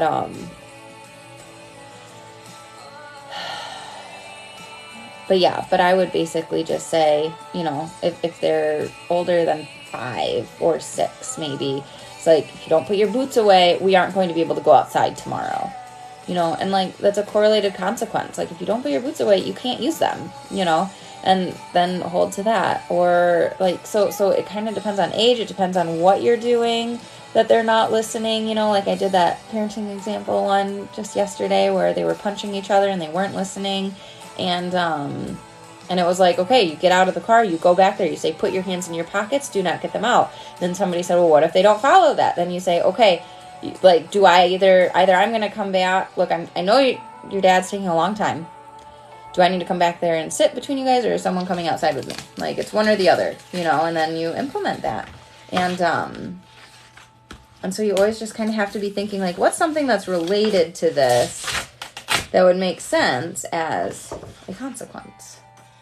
Because it's correlated. So you're doing something that is similar to, you think, what else involves this item? So, Mommy, I'm so glad. Mommy AF. Do I have degrees or certifications? No, I have my training and certifications licensure through massage, and, like, it's all about holding boundaries. It's all about, like, healthy communication and just, like, how all of that plays out, and, like, therapy. Like, I've been in therapy and I studied psychology and you know, a lot of that kind of stuff. So, but no, I'm not, like, a child developmental anything. I really recommend Ryan over at Preschool Therapy. So,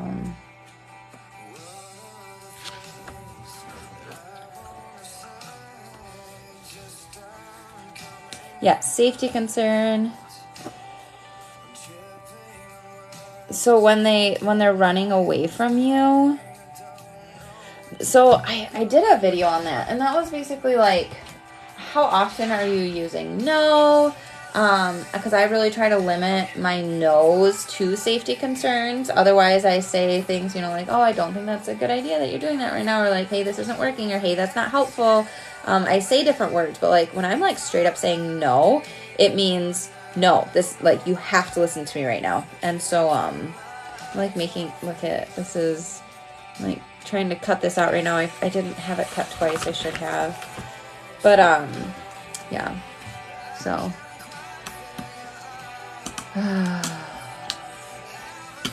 feel like I'm still decompressing.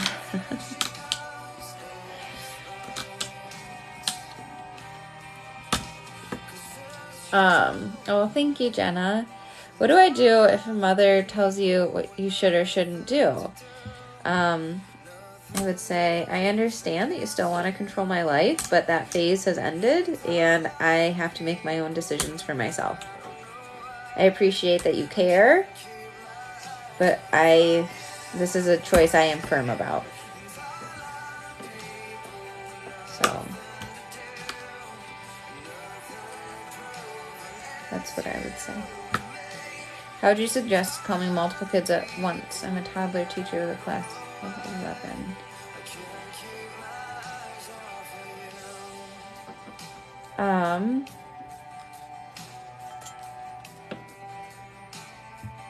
So one of the tactics that I've seen for that was focused on making it kind of fun. Like, if you can hear me, put your hands on your head. Like, kind of being sing-songy, and like, if you can hear me, wiggle your toes as fast as you can. Or like, you know, trying to be playful with it instead of being like, hey, I said listen.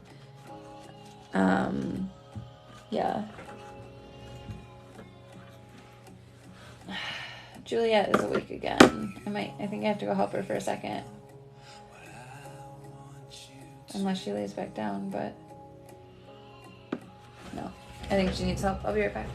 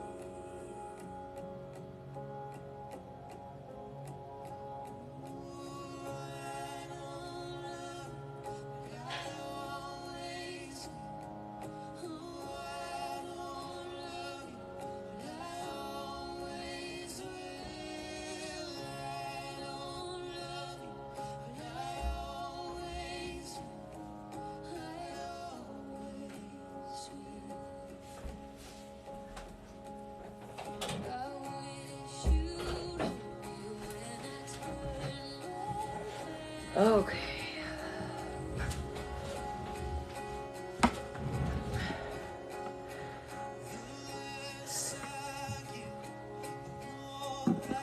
Okay. What do you do when your in-laws keep asking to hold your infant? Well, I baby wear a lot, and I didn't see people a whole lot when I had a newborn. We simply did not engage with people that were not going to respect my boundaries. That was plain and simple. Like, this is what we need. We are a new family. I am a new mom. This is a new baby. All the baby needs is mom. And if you can't respect my boundaries with that, like if you seem to think that the baby is yours and not mine, or more yours than mine, like, we're going to have a problem. And I'm just not going to engage in that. So I knew that for my mental health, I needed that. And so I didn't see people that I had to repeat myself with, especially in that newborn phase when it's like just so clearly the baby needs mom. Like, you know, yeah. I don't know. I might be in a funk. I might not give the best advice right now. I think once I finish weeding this one, I'm like halfway there. I'm halfway there. So once I'm done doing this, I might go. Hubby will not stand up to his family for you. Yeah, I mean, it's very common. It's very, very common. It's just, you know, guys are guys, and yeah. Yep.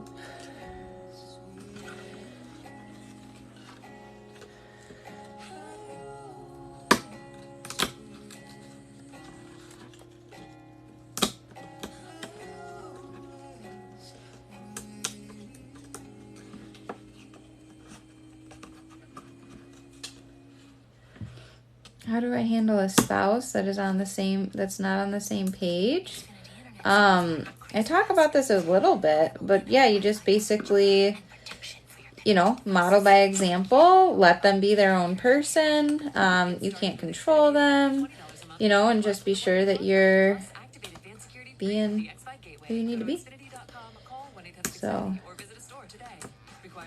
yeah, like, you can't change them. If it's like really bad and they're like abusing your child, you know, like hitting them or like being like verbally abusive consistently and just like not receiving your feedback, I would be going to counseling with them. Like, I would be like, this isn't working. Or like, even if it's stressful enough for you with whatever level it is, like just go to counseling and get some third-party input, get a third party there to moderate your conversation. And yeah. So yeah. Thanks, Liz. That's nice of you to say. How was it navigating my relationship with my husband when we had a newborn? It was fine. Like, we knew that the baby was the focus and the baby was going to be the focus, and that was what was important to us. So that's just what we did. So yeah, and that was fine. And since we practice NFP, like, we basically were just like, well, we're not going to, you know, engage in anything because we're not ready for another baby right now. And so you accept that, and you know, yeah, and it was fine. Because we, you know, with NFP, you really learn how to show each other affection in more ways than just the physical. You know, it's really a focus of the relationship. I mean, we waited till we were married to have sex and everything else. So, like, I mean, I feel like our fundamental aspect of sex has been good. What am I making? I'm making a pop-up card for my nephew's birthday. I'm just like reading it right now. I didn't do a very good job. I needed to send it through twice and I didn't. What are my kids' bedtimes? We come upstairs at 7 and then they're in bed at 7:30, 7:45. Usually the younger is in bed by 7:30, lights out at 7:30, and then the older one's 7:45-ish. Sometimes 7:30 also. There you go. It's like a little banner that goes in the background. So these parts fold down. Since it's a pop-up card, right? So these fold down, and then it's like a little banner thing. Do you think, Chloe, you hate? I will be okay. I promise. Like, it'll be fine. You know, things will work out however they're supposed to work out. I'm not looking forward to having trolls, I guess. Like, that will be not, I think, like, when I came to TikTok, that was kind of my biggest thing. It was like I was tired of talking about controversial stuff, you know, like, I just want to be myself. I wanted to be able to, oh, you're gonna get me to cry again. Oh,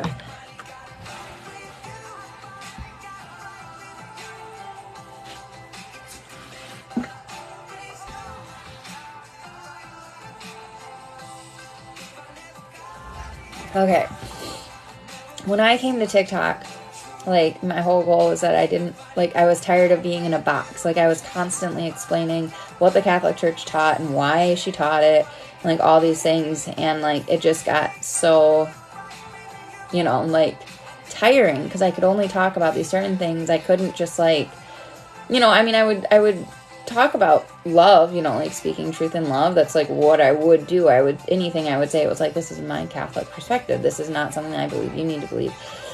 So, like, it was always very controversial, though, because it was like, yeah, the Catholic Church believes some stuff that goes against the mainstream narrative. That's just a truth, you know, and that's just a fact. I don't necessarily believe that everybody needs to be Catholic. I just don't. And so, yeah, like, I came to TikTok because I just wanted to be me. I just wanted to have fun. I just wanted to be able to, like, get into something different where I wasn't constantly preaching theology, which I think is an important fundamental aspect. Anybody that wants to know my theological viewpoints on things can always go to my YouTube. Like, that is what I believe, and I believe that I have communicated in love in any of those videos. I have not said anything hateful. I have not condemned anybody at any point whatsoever, ever. I mean, I've ticked some Catholics off by saying, like, you can't say that person's going to go to hell. Like, you can't do that. That's not, you know, what, you could even Google it. Narcissism in the Catholic Church. I have a video that's literally called Narcissism in the Catholic Church, my Catholic perspective. Like, and it's doctrinal. Like, what I speak on is doctrinal. And so, like, I came here just to be able to, this is a good song. I agree, Liz. So I came here just to, like, be able to be myself and, like, yeah, I guess I don't even remember what. Oh, Mother Trucking Truth, you're here. Thanks. It's been a difficult evening. Hey, do you guys know, I don't know if it's JC or Mary, but, when is the podcast going to go live? I don't listen to podcasts. I'm going to be honest. Like, I just am not a podcast person, but, oh, yeah, that I wasn't... Oh, yeah, you said that you hated seeing me blue, and I said I was going to be okay, and that I just wasn't looking forward to the trolls. Yeah, there's a lot more of us who appreciate you than trolls. Thank you for saying that, Sarah. Yeah, I'm really hopeful, and, like, I'm just not looking forward to it because I've dealt with so many trolls on YouTube, and it was just, like, not my favorite thing to do. And, you know, it never really, like, got to me, you know? There's kind of, like, I keep joking with my husband, so this is, like, the third time that I've cried in, like, 4 days, and I do not cry. Like, I am not a crying person at all. I'm not hormonal. Yeah. So anyway, like, I've been joking, like, oh, maybe I am pregnant. So there's a little bit of hope there. But yeah. Do I ever question my beliefs? I have a very firm conviction in my faith. There are a lot of things that have brought me to that. And so I do not question my belief. No, I doubt is just not something that I experience anymore because my conviction is so strong. And I'm, like, grateful to be able to say it. I know it's abnormal. It might be a false sense of confidence that I have, or, like, you know, maybe it's pride that I'm, like, so sure of it, but I don't know. Like, within myself, obviously, like I said, I don't think of it, but, like, just, like, so much of it makes sense to me, you know, it just makes sense. And so it's, yeah, podcast goes live tomorrow. What time though? What time? Oh, I can't wait to tell everybody. Oh my gosh. What would you think? Hey, JC, Mary, whatever. I don't know who I'm talking to. I don't know that you told me. Do you want to send me it, like, in advance? I could, and, like, I'll do it, or I could, like, download it and then use a clip. But, like, I could, like, get a video prepared to, like, release it around the same time. I should email you, or you can email me. I follow the Catholic hippie. Yep. Yeah. Am I Catholic? Yes, I am devoted Catholic. Yes, I am. Was the other girl you were on live with earlier your friend? She's my friend, like, on TikTok. We know each other on TikTok. Yeah. Lexi the heathen. You said you're allowed to have your beliefs and you don't come off to me like you harm people with those beliefs. Exactly. And that's, like, I just speak, like, statistics, right? So, like, yeah, I think it's, like, really difficult to, like, speak what something is and just say, like, well, this is what the church teaches, and, like, not be met with resistance. It seems to be a very hard thing to do. And yeah.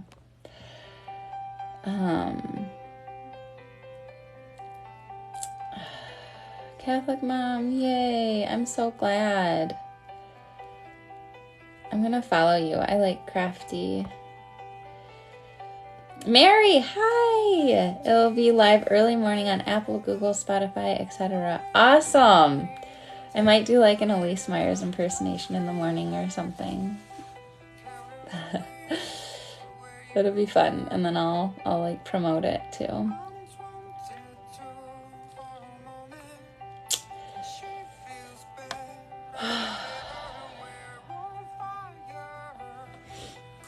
I know the song. Oh no, somebody else's. It's like, I feel embarrassed. I have to look at what it's called. 100 Years, 5 for Fighting. So, yeah. Well, I'm Sarah the Scientist. Thanks. I'm really glad. And, yeah.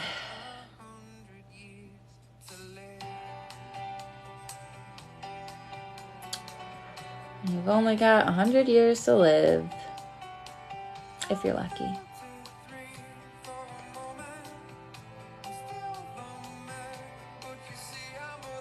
Hey, it's set up to go live by 2 a.m. I'm so excited to hear it myself. Like, I'm intrigued to see how you guys ended up editing everything together. So, oh, Liz, thanks. That means a lot. It does. Like, you'll make me cry again. I'm telling you, I have to be pregnant, right? Like, if I'm not pregnant, I don't know what's going on. I'm going to be honest. I don't know why I'm so sensitive these last few days. Like, waves of sadness, intense feelings. It has to be, right? I've never experienced it with my other pregnancies, though. I don't know. I usually don't have early symptoms. So anyway, we'll see. We'll know sometime soon. Happy you found me today. Thanks, Mama Michelle. I'm glad you're here. I'm glad you found me. I hope you're not scared away. If it's not pregnancy, it's just December stress. Yeah.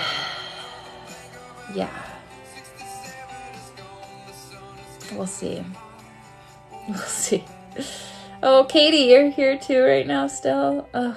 Have you been here for like the whole thing? Were you like here for like my bawling and everything? I'm always tired because I don't go to bed on time. Oh, the Bordeaux family, thank you. That's really kind of you to say. It can be difficult to be Catholic for sure.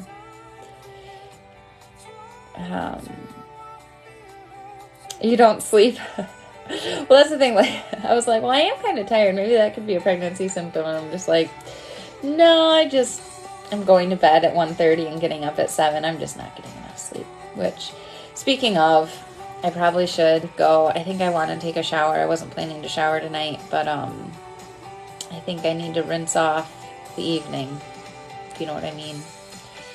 And I live in Michigan, so. Oh, Savannah, I love you. Chloe, you guys are so kind to me. You're gonna make me cry again. What's wrong with me? Oh my gosh. So sensitive right now. So sensitive. Oh, but a good soak. Yeah, maybe a bath. That is not a bad idea. That actually sounds really nice. That's a really good idea, Devin. The only thing I hate about baths is that I always have to like shower afterwards, so it always feels. But since I don't have to shower tonight, really, maybe that is the best idea. That's okay. You don't have to have been here. Just know that we're all healing. We can all maintain to our convictions, and that is all happens. And I hope that, honestly, I hope that Jess and my dialogue was like helpful for people to see too, right? Like, it's like conflict resolution. Like, I was really hurt by something, and then we like talked it out. Like, there is a part of me that feels like that is important, and like, I think that was like part of why I want to like go live with it again, was because it was like, I'm really upset. I'm the hurt party, and like. And I just wanted, it's like a good demonstration of like how to communicate, I guess, when the stakes are somewhat high. And like, I don't know. So I guess those are my thoughts about that. I also just didn't feel comfortable talking about it over here. And then everyone else being like, well, she's talking about it over there. But she then said that she wasn't. So I don't know exactly what was happening. Obviously, I can't know. But that's exactly why I don't like that type of situation. Because it's just like, let's just talk about it. Like, I'm not, like, that is just me. Like, it's like, let's just talk about it, get it out there, and resolve it, you know? Like, let's just figure out what the heck's going on. Because obviously, crap is lost in communication. So, thanks, Katie. Katie, can we, like, go out together and drink if I'm not pregnant? Which I hope I am, just so that I have something to blame all my tears on.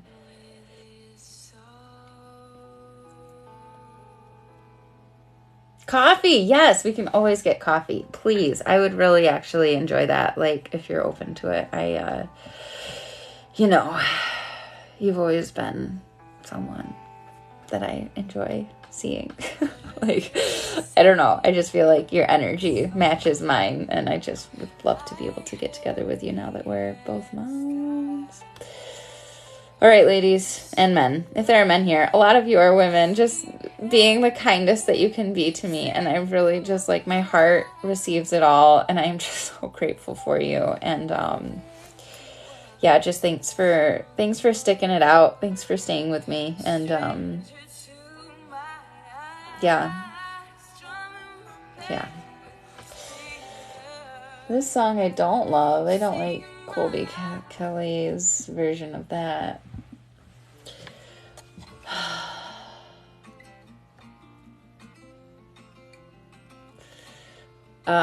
Christina, just love them. Be present, establish connection, and, like, just start there. Start with just building that positive interaction, fun, sing-songy, like, just focus on being present with them. And that's going to be the fundamental piece of what this style of parenting looks like. So, all right, guys, have a good night. I will talk to you again soon.